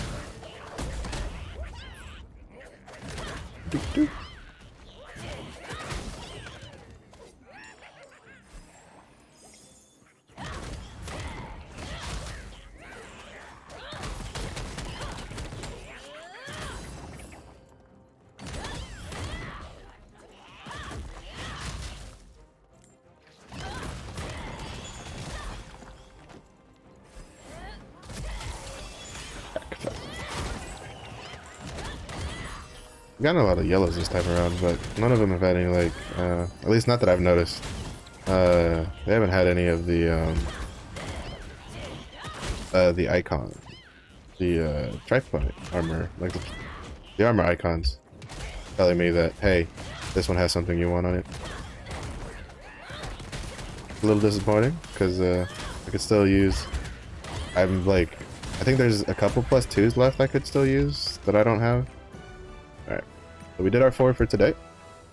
Got a good chunk of silver, got a good chunk of materials, got a good hopefully we got, at least, if we didn't get anything for that we can personally use. Hopefully we got at least some stuff we could sell.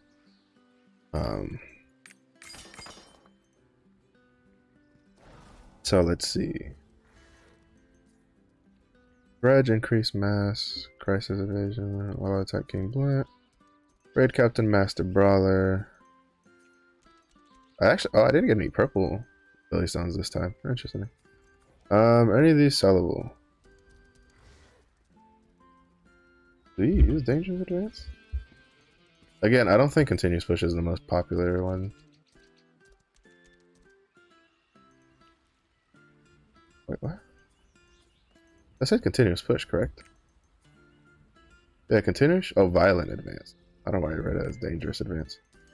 Yeah, actually that could sell for something.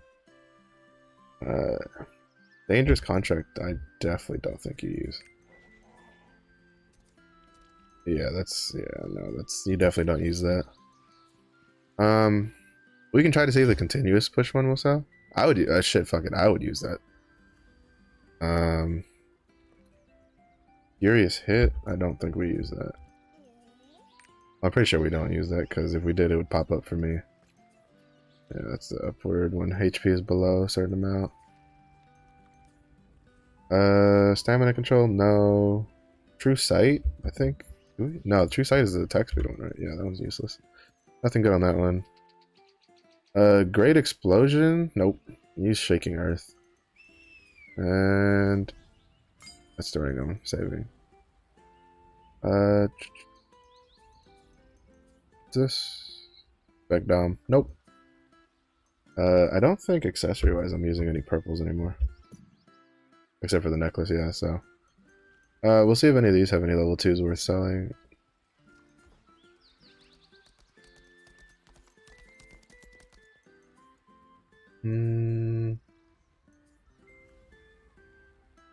Getting a lot of shredding strike shit.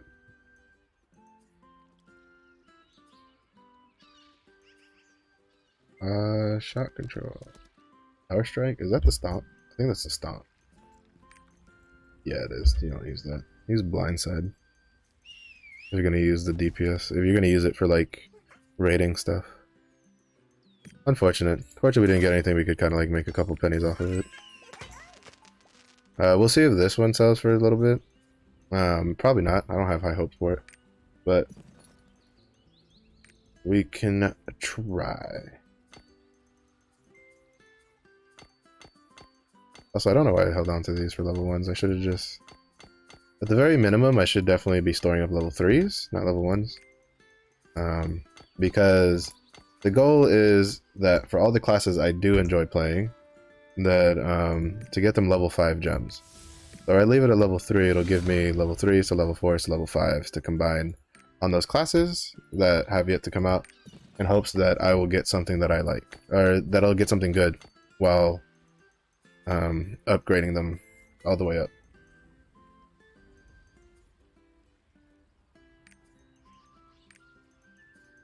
That is the at least that's the plan that I'm gonna roll with for this stuff.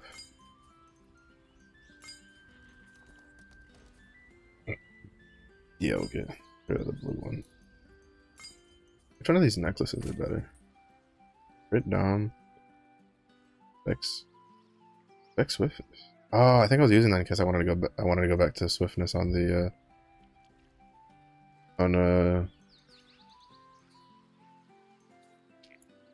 go back to Swiftness on the plus 3. Yeah. Yeah, I was holding on to that in case I wanted to go back to a Swiftness build with Taijutsu. Or at least get some Swiftness, but I don't care for that. So we'll unlock these. This was dangerous. I'm gonna put it up and for like maybe 35 gold to bid, and then like no, I'll do 25, and then do like 60 buyout. I don't know if anybody actually uses that. Like I like using continuous push personally because it gives you a big damage reduction when you pop it, and it gives you a good time to like Like for instance, I don't particularly enjoy auto attacking too much at this point. Oh, is this what preordained? That looks pretty good, actually. I mean, his whole thing, like using the sticks, is really nice. The orbs for the fist weapons looks like it's definitely pairs very well with this armor set. But the armor set itself looks pretty good. Shit, this is a chosen, and it looked like it matched for a second. Yeah, that's actually a really good armor set. Visually, I mean. Alright, so we didn't get anything there, which is a little unfortunate.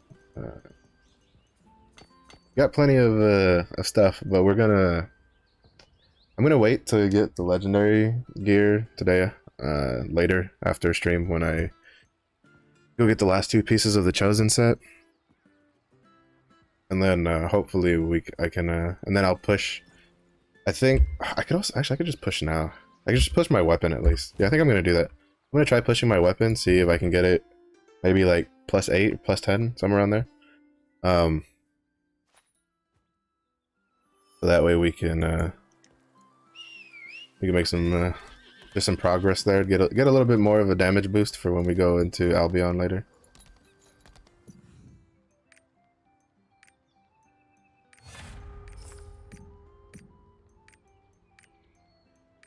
Bro, this is taking 12 leap stones. Like, whoo, man. Boss rush, baby. You gotta do it. I only have like 3 more tries though.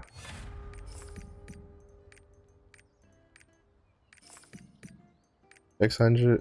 Alright, cool. We got to level 8. That was like the bare minimum I was aiming for. Was level 8. I guess I could try the gloves a bit, because that'll give me the next big chunk. We'll try to get these to level 8 too. So that way, and then we'll wait for me to get the shoulders. Because the goal is to eventually get, am I gonna pity this? No, okay. So the goal is to eventually, oh, but shit, I had barely enough. But, oh, fuck, I need to make more. Shit, Aki mushrooms. But yeah, so the goal is to get the weapon to 11, so I have 3 more levels. And then once I get that to 11, my goal after that is to get, whatchamacallit,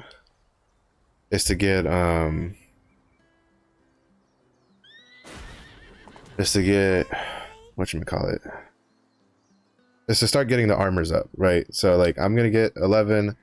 I think I'm gonna try to go for, I'm definitely gonna get the chest piece and the pants to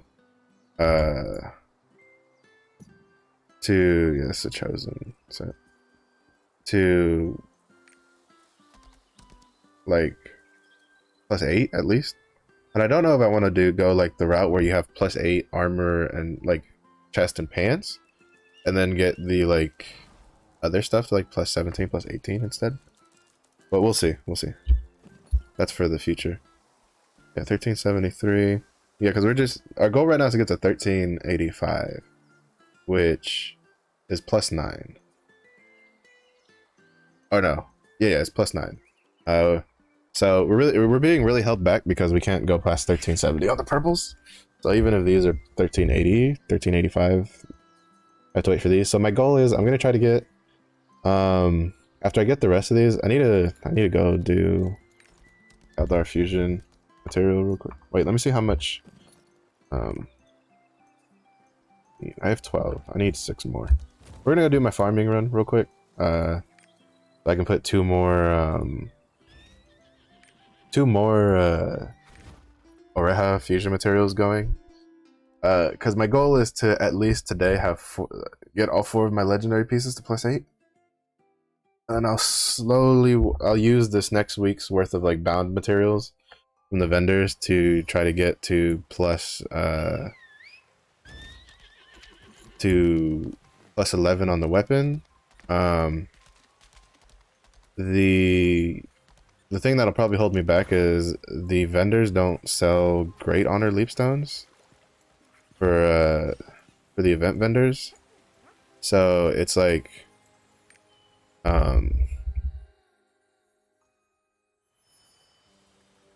and you can't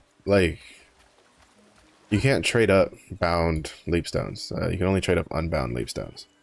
So unless I feel like trading up all of my berserker stuff, which is predominantly being reserved for the Glaiver, so that's not gonna fly. Basically, I'm stuck getting with what I got, really.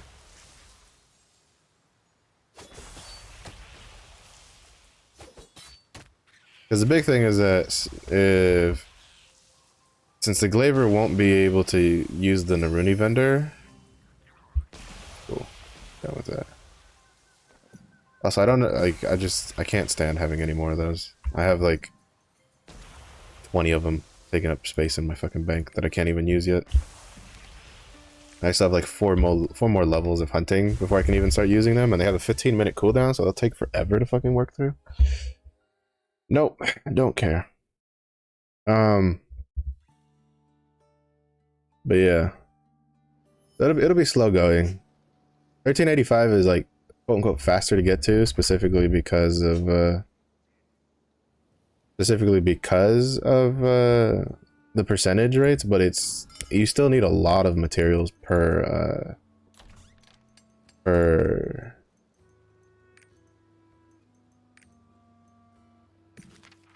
a lot of materials per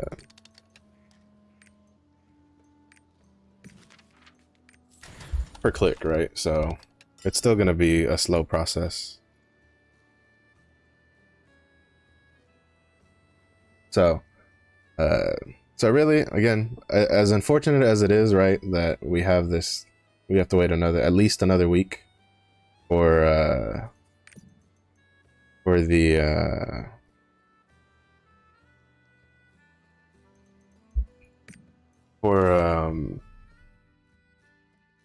for Glaiver and South Vern. Again, you can just think of it as another week for prep, just in case, especially if you're someone who started a little late. I would say 2 weeks of material saved up for tier 2 is a must.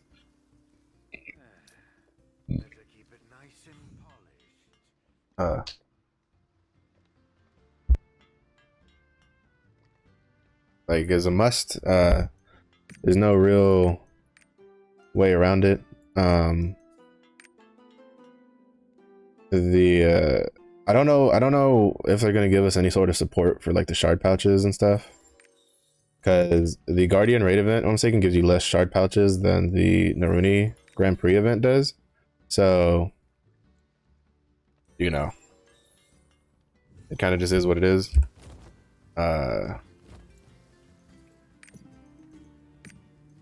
With the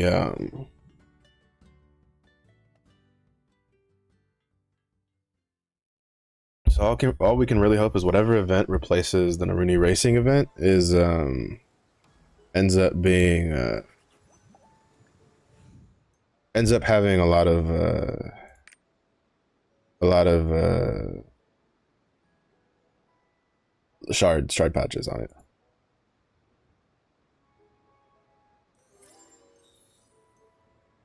So that's all I'm hoping for, really, is that we can get a lot of shard pouches for the stuff. Because you need a lot. You need like 200,000 plus shards, which you won't really get. Like, that takes more than that'll be more than a week of grinding to get. The old familiar wind is blowing.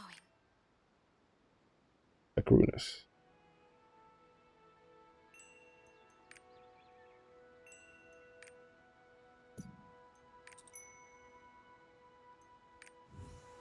Alright, where does this go?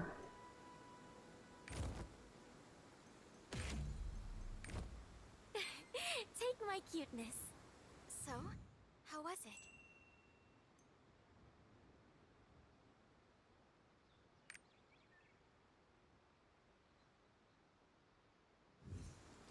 I guess we'll give her the compliment. How was it? Sea Swept Woods. So Tortoik. We can go there after I'm done with my dailies. But yeah, so just keep it on the grind set mindset, right? Of prepping for another thing. Just prepping for more crap, right? Like that's all you can really do. Just another week of prep. So this way you can at least be completely 100% ready. The way I'm gonna be looking at it, or try to look at it, is this is just another week to try to get, this is another week to get the Omnium Star from Moak for the Wealth Rune. This is another week to maybe work on some other skill potions I don't have, stuff like that, from quest lines and stuff like that. So that's all just that's kind of how that goes. There's a skill potion in Phaeton that I'm gonna try to go get. Because it takes 4 days of daily grinds to get it. Because there's a daily lockout on some of the quests. Kind of like if you've done the Kinsera or the Punica Love Letter quests, then you should already know what that's like. I've kind of dropped the ball a bit on doing the Crimson Isle farm. Specifically because I've got the Omnium Star and I have like 4,000 plus Crimson Skynes. So if I need to do it, I'll just unlock it on another character and then just do it on that character instead. So like Glaivier or something could take over the grind for that. I kind of don't feel like spending more time for my Rapper in there, because again, without the Omnium Star, she doesn't have much reason to go in there. Especially because the Leapstone chest you can get from Anguished Isle are regular Leapstones, not Greater Leapstones. And again, you cannot, at least when I looked at the vendor, you cannot upgrade bound Leapstones to Greater Leapstones. You can only upgrade unbound Leapstones to the Great Honor Leapstones. So basically those Anguished Isle Leapstones, if I need them for Glaivier, she can get them herself, basically, because there's already 80 in the bag, but those are also kind of reserved for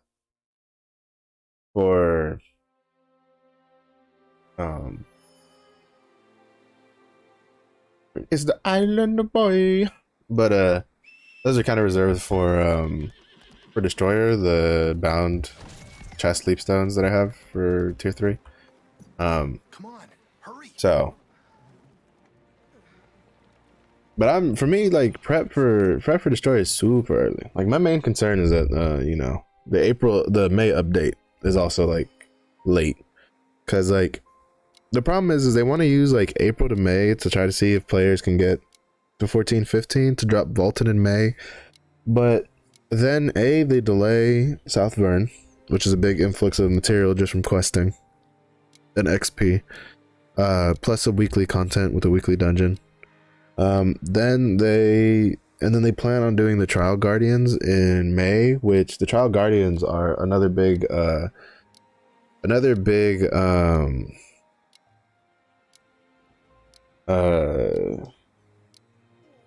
material grind, or not material grind, but material source. So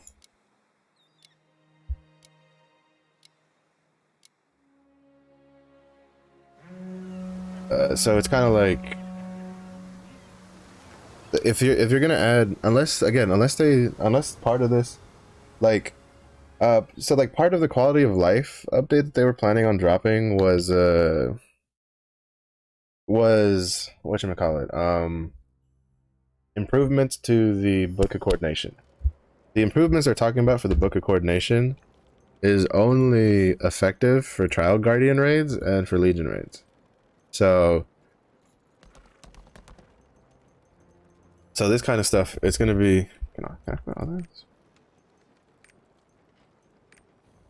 Oh, no, 1,000 there, 250 there. That's all you need. But basically, like for the Challenge Guardians, I'm thinking this. Well, not even. Challenge Guardians doesn't use this either, because Challenge Guardians, I'm thinking, are equalized. I'm thinking this is only for Hell Guardians, which we're not getting yet. Because that's a different thing altogether, if I'm not mistaken. As Hell Guardians. Yeah, so I don't know. I have no idea what they're like, what they need to work on. To be honest, from what like information I can kind of like piece together for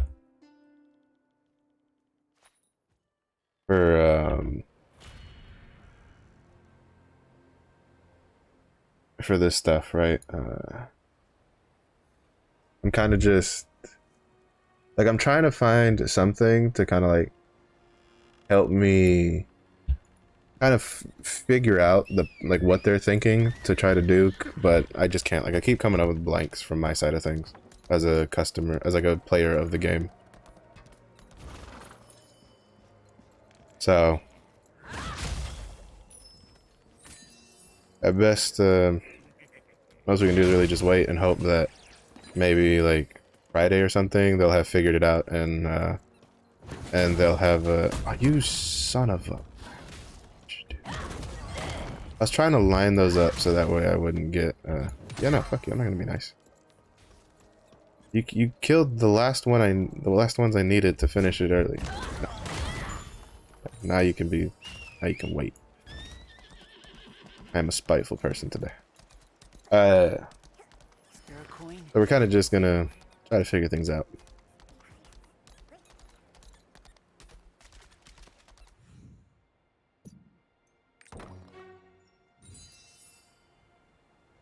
Alright, so that's the daily's done. We're gonna go to Toy Toy to finish the report quest, and then I think we'll use like the remaining time and just do some PvP. See how much further I can tank my Ebabar. Ebamarda.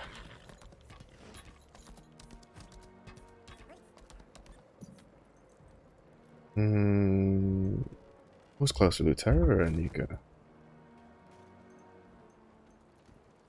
Ah, they're about the same distance. And I can go do my Lutera rapport. So I'll go to Lutera. Because all I have left is Lutera and Arthentine, and I'm done for my report grind.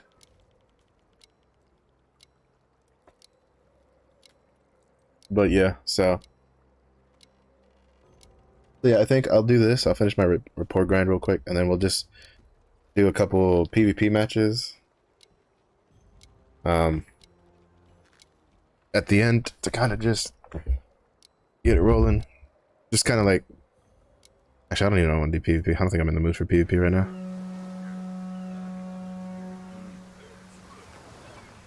I don't know. One of these days I'll do a PvP day. Promise. I promise I'll do a PvP day. I think what I might do is I might just like on the weekends I might do PvP and like record my matches. Do like a, you know, I don't know, 30 to 45 minutes of just PvP, just like record my matches. Then maybe do some like commentary on it for what I think I could have improved on, or maybe just put those up and then we can talk about like on YouTube, and we can just like, you know, maybe people can give me advice in the comments and stuff like that for stuff. So we'll see how all that goes.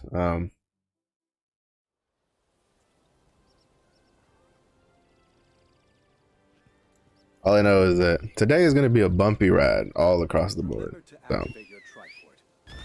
and to be honest, it's one that could have been avoided very easily. But I said it at the beginning of the stream. I'll say it again. I feel like there's a big, there's a hiccup in the leadership somewhere that that there's not someone who has enough. I don't know if it's like a hiccup in the communication between one leadership to the other or what, but someone has to have the pool to make a call, right? To be like, all right, it's not coming out. We need to just tell the people to get, and just like, you know, like rip the band-aid off. So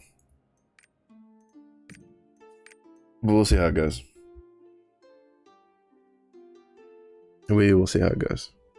Man, I hope the pants look good for the outfit, for the armor. Cause like, you know, using the rapport stuff where I have like Spanx on and like high heels, like, you know, yeah, that's sexy and all, but I'd rather just have like a nice looking matching outfit. Like this looks hot, but to me, this Like personally, like this looks great. This looks fantastic. Like, you know, this looks hot. You know, everybody be like, oh yeah, yeah, yeah, yeah. But like for me, if I have something like this, I have to turn the skin off. Something like that. Oh man, look at that. That looks so much better. So much better. This looks like ass. I don't like the asymmetrical pants. And I'm pretty sure that the chosen stuff is asymmetrical. So we will see how that goes. Right. So we go back to Wavestrand, and we go over to Tortoik, and then from Tortoik, I'll just like sail back to Lutera and then go to Arthatine. So that way we can do. We'll just get that story done. Any letters to send? So that way with the rapport. To be fair, the first rapport block was at like 270 wisdom. Like shit, I'm gonna need like 300 for the next one, I bet.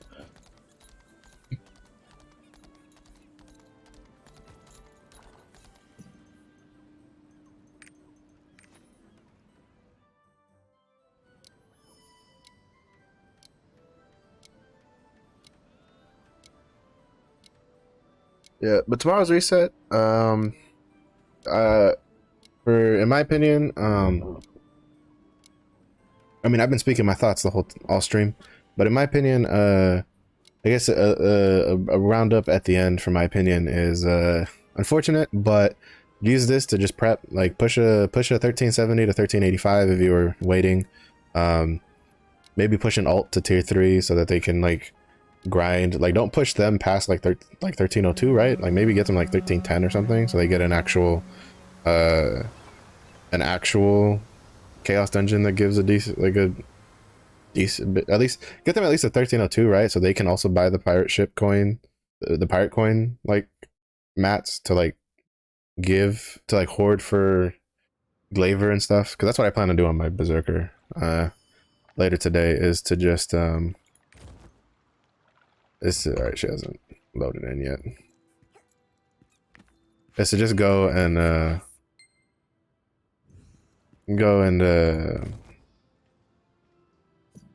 yeah, so my plan is to go to the berserker, buy the unbound stuff, then put those in the bank. She'll probably end up using them to push the weapon, because they can both buy it again next week anyway, so it's not too big of a deal. I do need to do. I should do more PvP, because did I get pushed down? That's an important thing to look at, because this was tier 7 the other day, but I think more people have gotten into PvP, so I got pushed down a bit. I need to try to get enough PvP XP to get first limit on reset, so that way I can buy more materials. I should be able to get first limit by the second week though. That should be pretty easy. But especially because I plan on trying to at least do both fever times on Saturday instead of just the one. But we'll see how all that pans out. Ooh, cutscene. What we got? It's been a long time, Tortoik.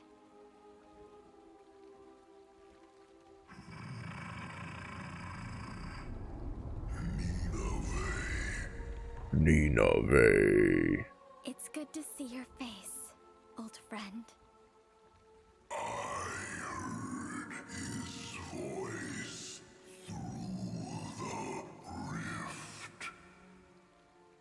Alright, so the captions did not match up what he said at all.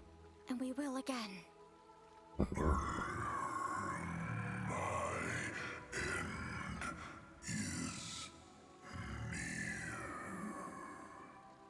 I will protect you.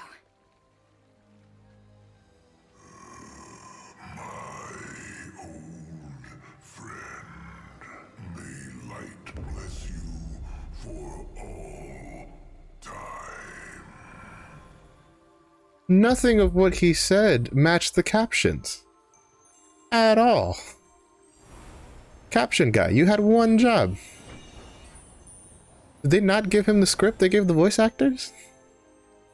Like, don't get me wrong, the voice actor was great. Like, you know, his lines were cool and all that stuff. But None of the captions matched. What? None of it, like, bruh. You had one job, right? You had one job, which was take the script and you know, put it in there. The people who maybe, you know, don't play with sound on would know what they're saying. Last giant of Arcasia.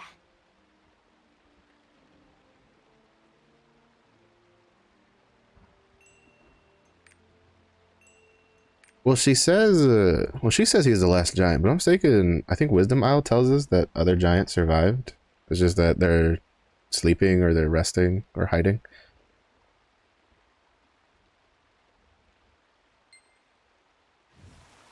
So,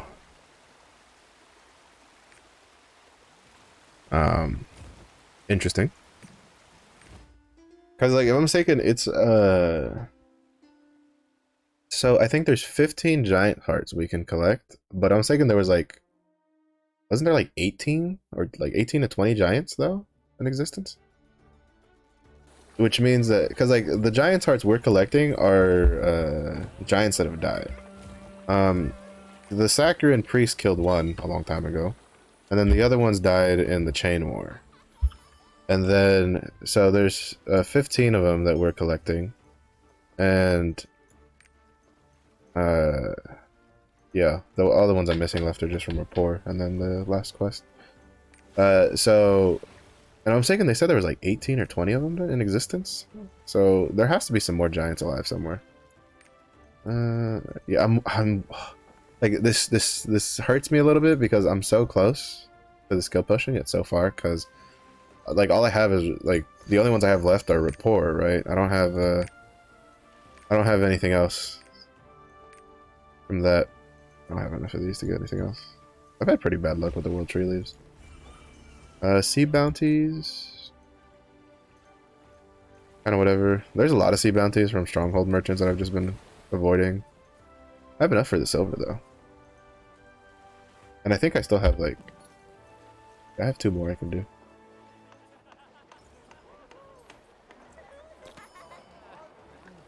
I'm gonna make sure that I'm pretty sure I did, but I'm just gonna double check I bought everything off the ship on this chick, on this girl, on this girl. Yep. I didn't buy the shard pouches though, because I don't really need those. I'm not gonna spend 4,000 in I'm not gonna spend the 4,000 for shards when I still haven't even bought the shards from the Naruni, or no, actually I don't think I've bought the shards from the Naruni or the Guardian raid event person yet. So if I'm gonna buy shards, I'll buy those because those aren't gonna cost me pirate coins. Better off spending those buying the unbound stones instead. The unbound stones. The one thing is, I don't know if I want to sell these. I have 43. They sell for 80 gold. So if I like, if I put them up, let's see, if I put these up for like 82. Yeah, that's 3.5. No, I'm good. I'd rather just keep it. I'd rather use it and then like flex it over to another character. Specifically the Destroyer, to be honest. Can I lock these? No. I was hoping I could lock these to tell the system I don't want those to be used at all. Because again, Destroyer is a class I plan to main. So I'm kind of trying to save a bunch of those resources for him. I will say though, as far as I know, it hasn't been delayed yet. Tomorrow's a pretty big day because tomorrow's supposed to be the Korean patch, the Korean test server for the class balances patches.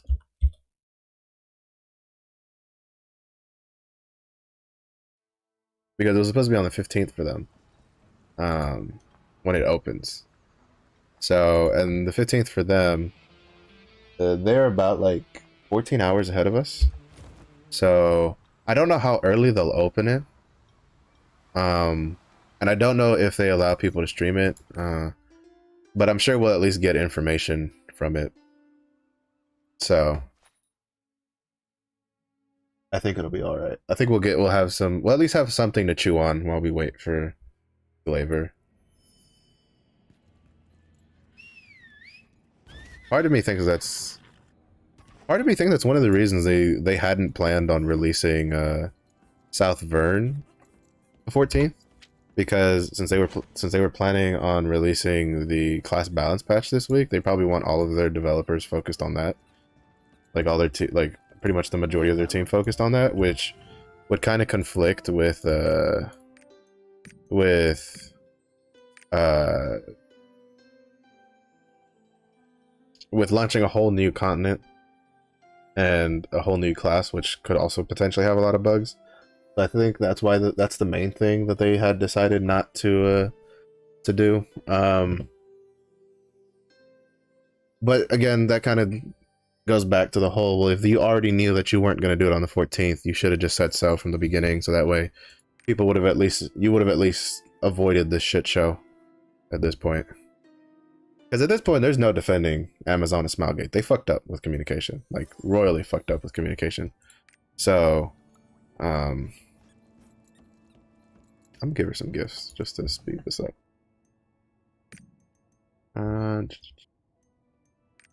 Here, have a beer. I'll get you to like 8,000. And have some stamina recovery formula for, you know, for later, for whenever I get you to like affection, like 2 years later. Right, we're going to Phaeton. We're gonna go to Phaeton so I can start on I need to start the quest that'll let me that will allow me to get that skill potion from there.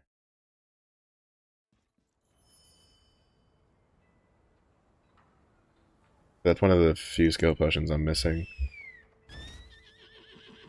I think most of the other skill potions I'm missing are all just predominantly from collectibles or adventure tomes. Character growth skills. So yeah, this is Adventure Tome Punica, collectible Ignia tokens, collectible Omnium stars. This is a collage. This is what I'm going to be working towards. It has like 4 days that it'll take me. Giant's Heart, that's the next one I'm missing. That's Rapport. Tower of Fate, I might try it with when I get to 1385. But that's all I'm missing. That's what, 3, 6, 9, and then 21. No, more than that. 27. But like these aren't. I'm not gonna get these anytime soon. Omnium Star, I need the one from Moke, and then I need to do Nia's like rapport skip eventually. Collectibles, Ignia tokens. I think you need like 6 for this. That's gonna take me a while. And then Adventure Tome Punica again. That's 80% Adventure Tome completion. That's gonna take a bit for me to get to.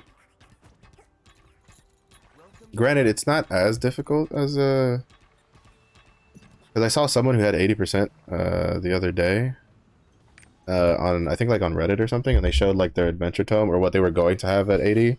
And for Punica, and if I'm mistaken, they had like, they got to 80, they were gonna get to 80% without doing Chaos's lifting, because Chaos's lifting requires I think it was almost a month, like 21 days of Una daily task, but I've already done that. So I'll have this, so I could do this. But they had like all of this, they had all of these, they had all these. They had some of the collectibles 100%. And then they had some of but then they had but I have to do the 2 hard mode dungeons, which I haven't done. And get the vistas. But I think we can get pretty close. The hard mode dungeons, I think I'm gonna just wait for the Glaivier for that, because to be honest, I don't care for the Berserker at the moment. He's kind of fallen out of my good graces. He'll probably feel better with gear, or maybe if I just played him as Mayhem instead of Berserker's technique. But I'm just gonna stick with Berserker's technique.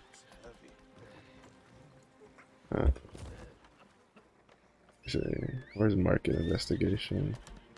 Alright. We gotta do that one. We gotta do market investigation. And withered future.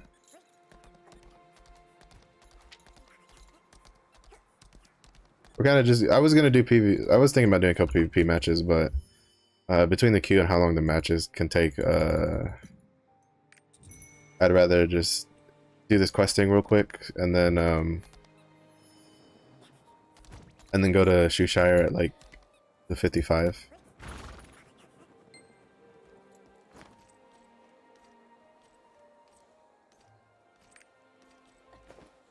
La la la. Hello.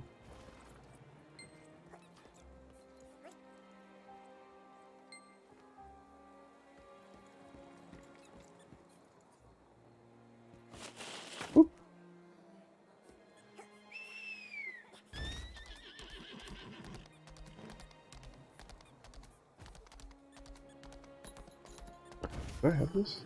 I don't think I definitely no, I definitely don't have this one. Nice. Let's get a little of this done. If we happen to pass stuff, I'll like kill them or get a vista if I see it. But for the most part, we're just gonna focus on the questing just to get that done.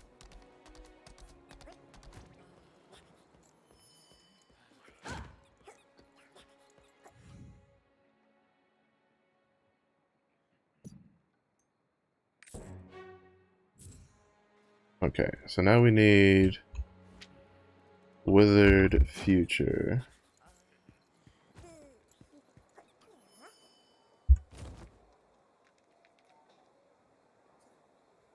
Chaos, crowd, safe wait, root of distress, surveillance recon. Oh, nope. There we go.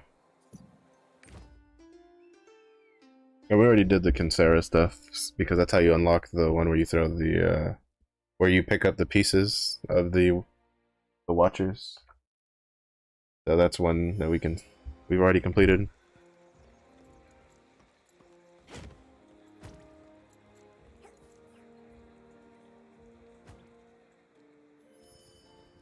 Actually, I'm just gonna accept this, to be honest.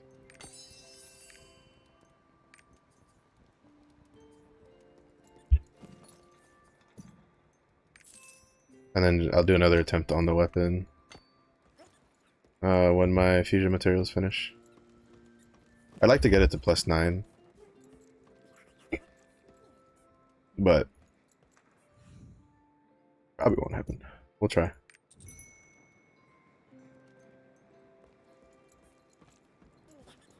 We'll see. Because since I plan on doing Albion anyway, I think Albion's chest might give me enough stones to do another try on top of these that I just got.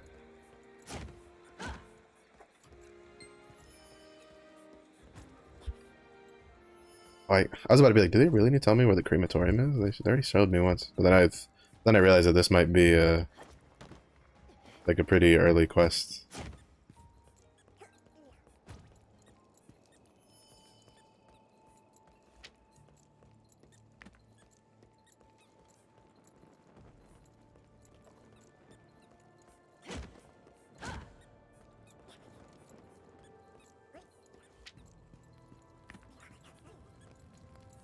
Or at least you probably could have done this quest pretty early on. Wait, what happened?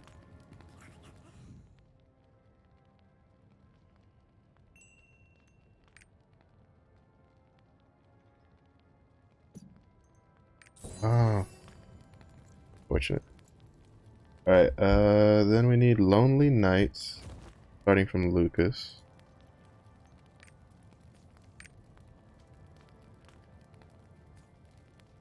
Born a girl. Bait and Wild Cake. No. Shady Cliff, maybe? Tomorrow's another day. Secure Retreat. Atina's Last Gift. Surviving in Phaeton. Ancient Whispers. Chaos Calls Out. Different Appearance, Same Faith. Surveillance and Recon. Roots of Distrust. Strategy. What? Oh, I guess I'll look for the name first. Lucas. Holding.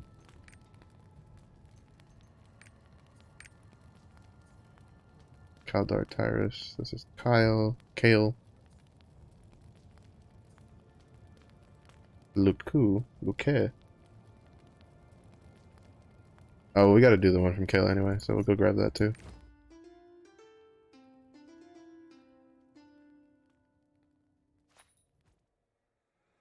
Wait, what?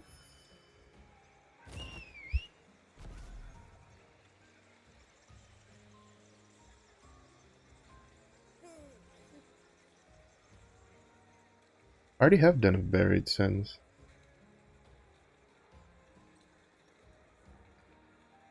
I did Den of Buried Sins on another character.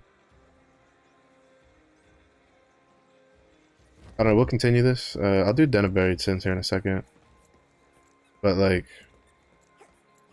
it's saying that, like, Den of Buried Sins isn't available. It was saying, according to Maxroll, Den of Buried Sins should be available after completing the above quest lines. But,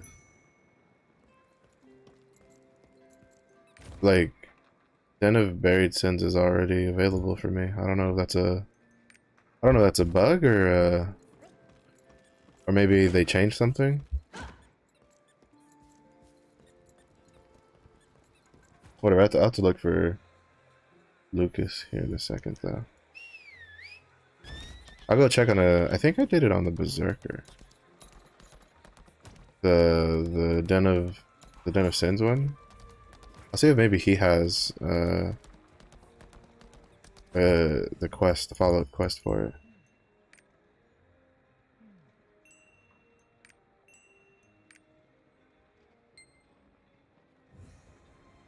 Cake. This boy wants his cake and he wants to eat it too. We'll go to Shishire in a second for Snowpang. The Snowpang is more pirate coins.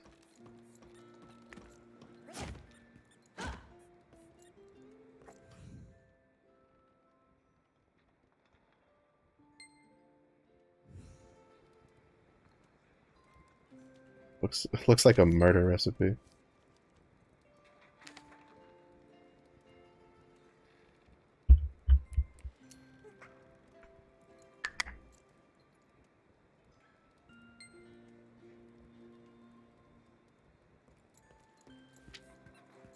We'll look for Lucas to see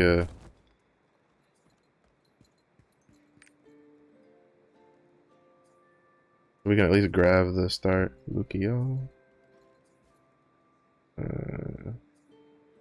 Nashio. Hatun. Altina. Lucas, surviving fate. We'll go pick up Lucas's one. And then we'll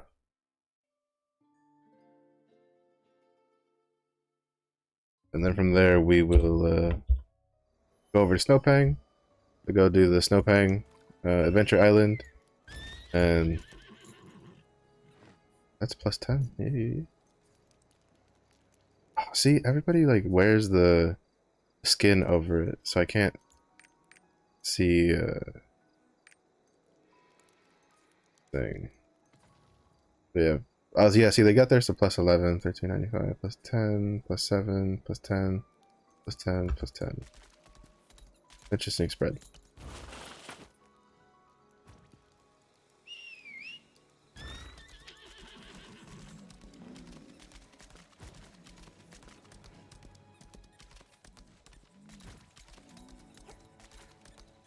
That was really not done. I've got one more minute. I was really, that should have been done a while ago. Oh, I get more flares. Ooh, that's pretty big. That's a pretty big deal to me. Getting flares for free.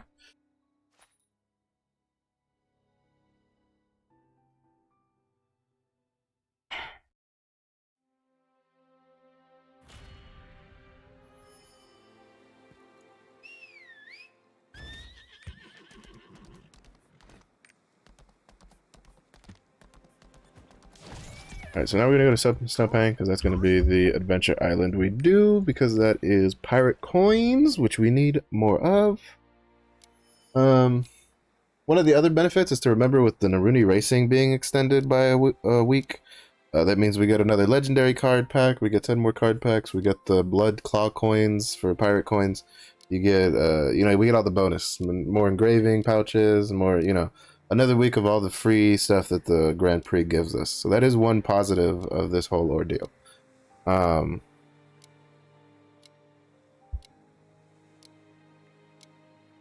That is something to be positive about, especially the legendary card. The legendary card pack could potentially get you something you need. Like, for instance, personally, I'm hoping it gives me a Carmine or Delay and Armin. Personally, I'm hoping it gives me a Delay and Armin before it gives me, that's kind of what I'm hoping for, but I'll take anything. I'll take a Delay and Armin, Nineveh, Carmine, all that stuff. All that J is. Does Nineveh give you her own card? I don't remember. I do not remember, but we can look.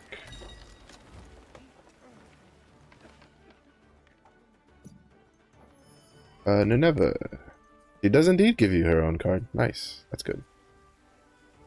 She also has 1,000 gold when you get her to friendly. What am I at? Amicable level 2? That's still a little bit off. Punica. Yeah, I need to do Nia to get the Omnium Star and the Charisma Potion. I need to do eventually Shauna. Just to also eventually just put her in my stronghold. Nagi also to put in the stronghold. Just saying. Liru, same deal. Oh, she's also got a secret map. So that's actually pretty helpful. You can obtain one epic or legendary. Brever. Don't care about Brever. Brever can go suck. He's got a stat increase potion, 800 gold. Arya has 1,100 gold. Not bad.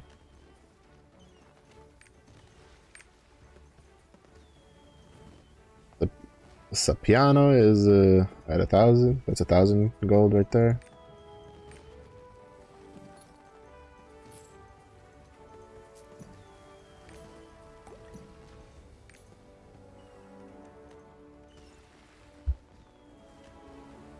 But yeah, so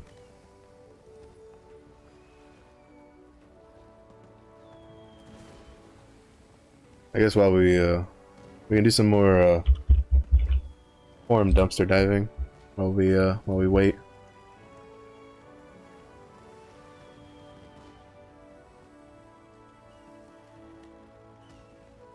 Let's see if anything else exciting. Maintenance times.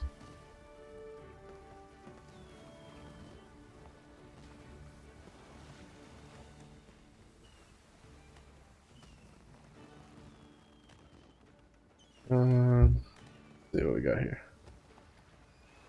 Take it to the top.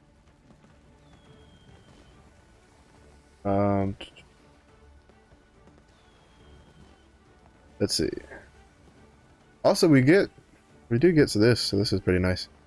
We get Regulus's Lights Currency Chest, which I think is silver. Another 15 battle items, like of each. If this is the same as the one from that we get on the weekends, that's like 5 each times 3. So that'd be nice. 30 Phoenix Plumes is kind of whatever. Leap's Essence is kind of whatever. Instant Completion Pass, not bad. And then Fusion Material Chest is honestly welcome. Okay, yeah. So they did. I wasn't sure about this, but they did say it. To be sure to claim any attendance rewards from the previous period before the maintenance, because it's not going to extend those. So if you thought that holding on to your potions, the grape juice potions, you could that since they were giving us another week, that you could delay them another week. No, they're not. They have specified here that get them, so that's not whatever. All right, Here we go. What are they gonna say? The Argos fiasco didn't upset me. Just sounded weird and out of place. But this was 10 times worse. So you guys knew we were waiting for a big patch tomorrow. Friends of mine free farmed all week for Lance Master. The message rocked wasn't even clear. Sounded like a veiled revelation of the delay. Without acknowledge the mistake, me and my friends had to discuss the meaning behind the message until we accept. What do you mean? Her message was very clear. There's no update this week. I'm confused.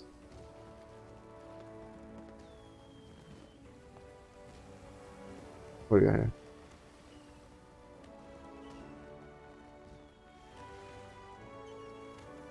Her message was very clear. We weren't getting an update this week. The issue is that nobody up top decided to tell anybody down low to tell the rest of us that that wasn't going to kind of happen this week. Like that's to me that's the biggest issue, the biggest gripe with the with how they handled it. It's not so much. Is it a little annoying that we didn't get a the new stuff this week? Yeah, a little bit. But what really bothers me is the way she's worded it. Is that they knew that it wasn't coming out on the 14th. They had a date set, but they knew that it wasn't going to be the 14th. Why didn't they tell anybody it wasn't going to be the 14th? That's where I have my issues with it personally. That's where I think they fucked up. Not necessarily the. I mean, I do think it was a mistake that they couldn't have South Vern ready for now, but sometimes it's just how it is. Sometimes when you're coding and stuff, shit spirals out of control. It is what it is.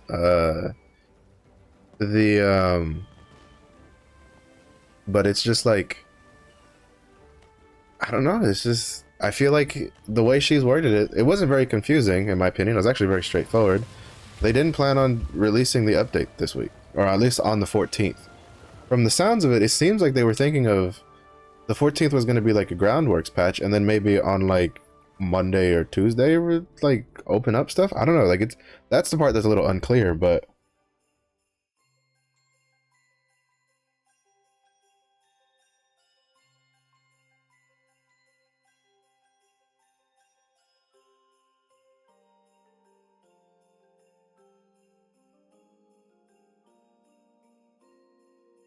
I don't know. It's just I really feel that what this kind of just shows is they kind of like, in my opinion, this just shows the leadership again is they kind of slipped up. They someone didn't pull the trigger on deciding definitively yes or no of how the how the of how like somebody didn't you know, somebody didn't pull the trigger on telling the community managers to tell the rest of the team like to tell the communities, to tell the community managers, to tell the rest of the community that it's not coming this, like, the 14th. They decided, they, like, again, this is where I think Amazon and Smilegate are kind of messing up. That's a cool color pattern. What is that? The Chosen set? Oh shit. So far from what I've seen, the color patterns for the Chosen set for Warriors is better than the like preordained set. So I might have to put my Warriors in the Chosen set, even if it's not better than the preordained. But this is kind of like the complaint I had from the way they handled the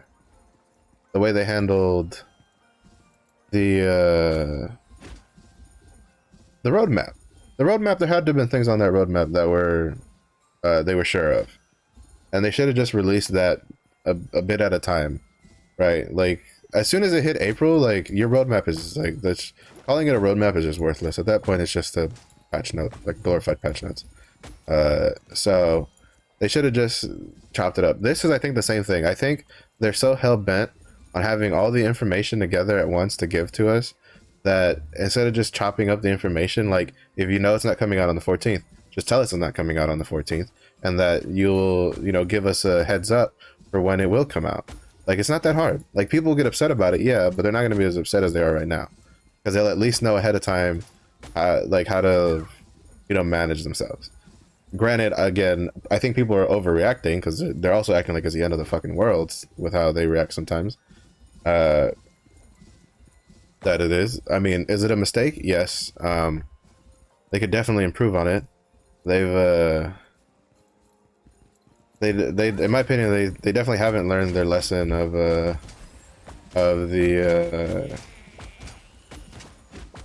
of of the of you know giving some form of communication. Again, Amazon and Smilegate kind of need to understand that for the West, something is better than nothing. So, would we have preferred a uh, a definitive like, hey, it's not coming out on the 14th, but it's coming out on this? Yeah, for sure, 100% we would have preferred that. But would we take the 14th update is just planned to be a back end patch, and that to prep for the April update to come, which due to that you didn't have to tell us right off the bat to then backtrack. You could have just told us that, hey, it's not coming the 14th. The 14th is going to be a back end update. Would it cause issues? Yeah, but again, you would have at least opened some communication, and people would have known ahead of time, and people wouldn't feel as jaded as they do right now. So, anyway, let's focus on this snowball fight. This angle is gonna be kind of weird because usually I'm on the blue team, and I don't know how it's gonna work because usually the blue team usually. Shit.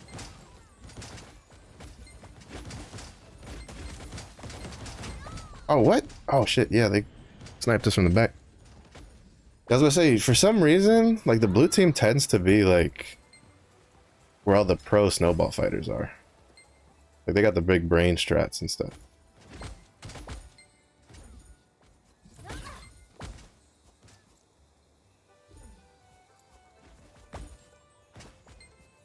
It could also just be the people who have all the ultra wides are on that side. We got each other.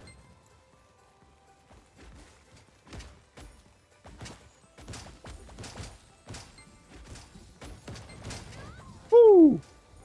Close, close.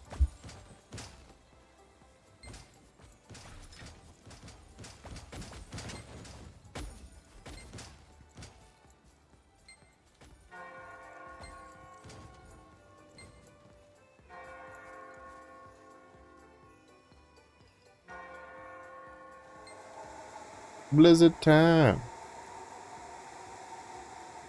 I think this mechanic is cool. The blizzard. It kind of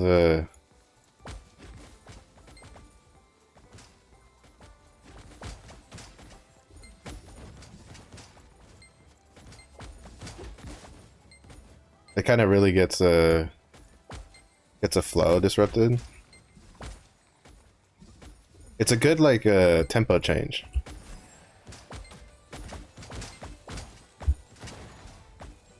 Oh my god, they know how to aim their snowballs. I have a feeling that the snowballs are just higher up. Like their aim point is higher than so when you're aiming down, I think you have a disadvantage than when you're aiming up. At least that's how it felt there, right? Because like I was aiming towards her, but it felt like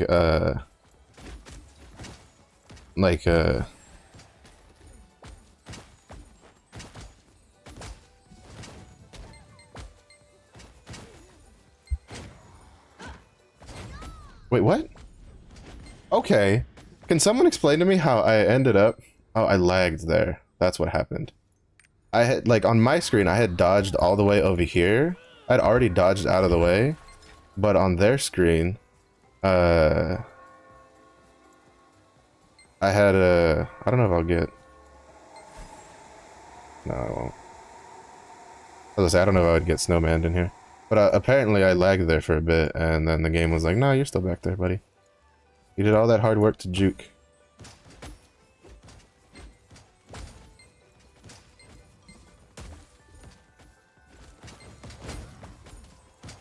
Oh, Blizzard is coming already?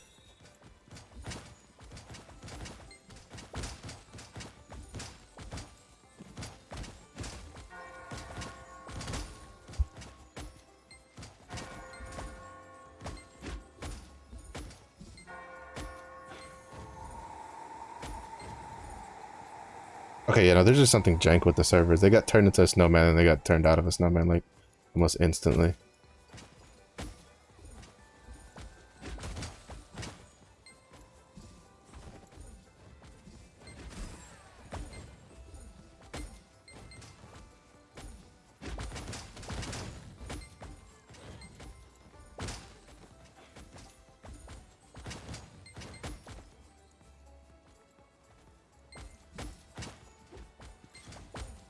Yeah, could you get your thing off of my name so I can see how many fucking snowballs I've been hit with?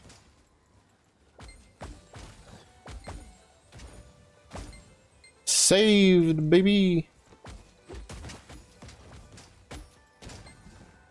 Saved again!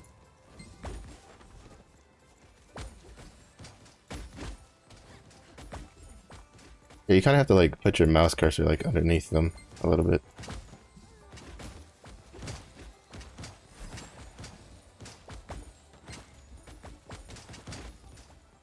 When you're aiming.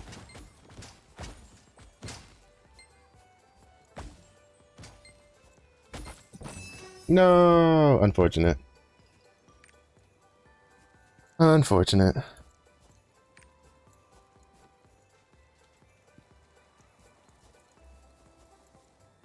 Oh, right, there's the portal.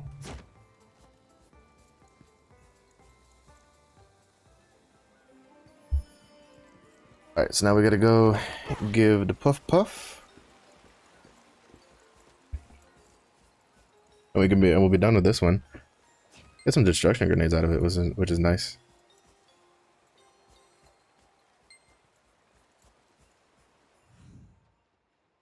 I became a snowpoke without a problem.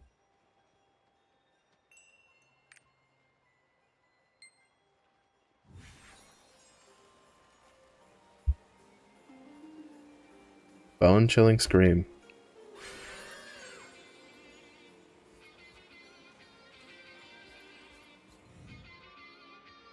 That was dangerous.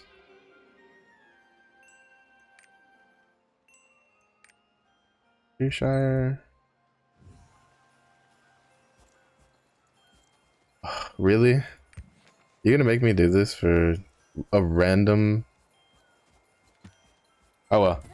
So that's gonna be the end of the stream for today. Unfortunate again that we didn't get any patch notes, or that we didn't get an update. We got patch notes, but we didn't get an update.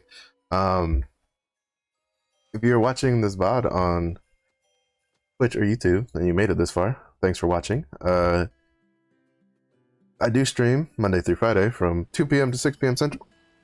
I'm thinking I'm gonna try to sprinkle in some PvP on a day, maybe on like a Friday or a Wednesday.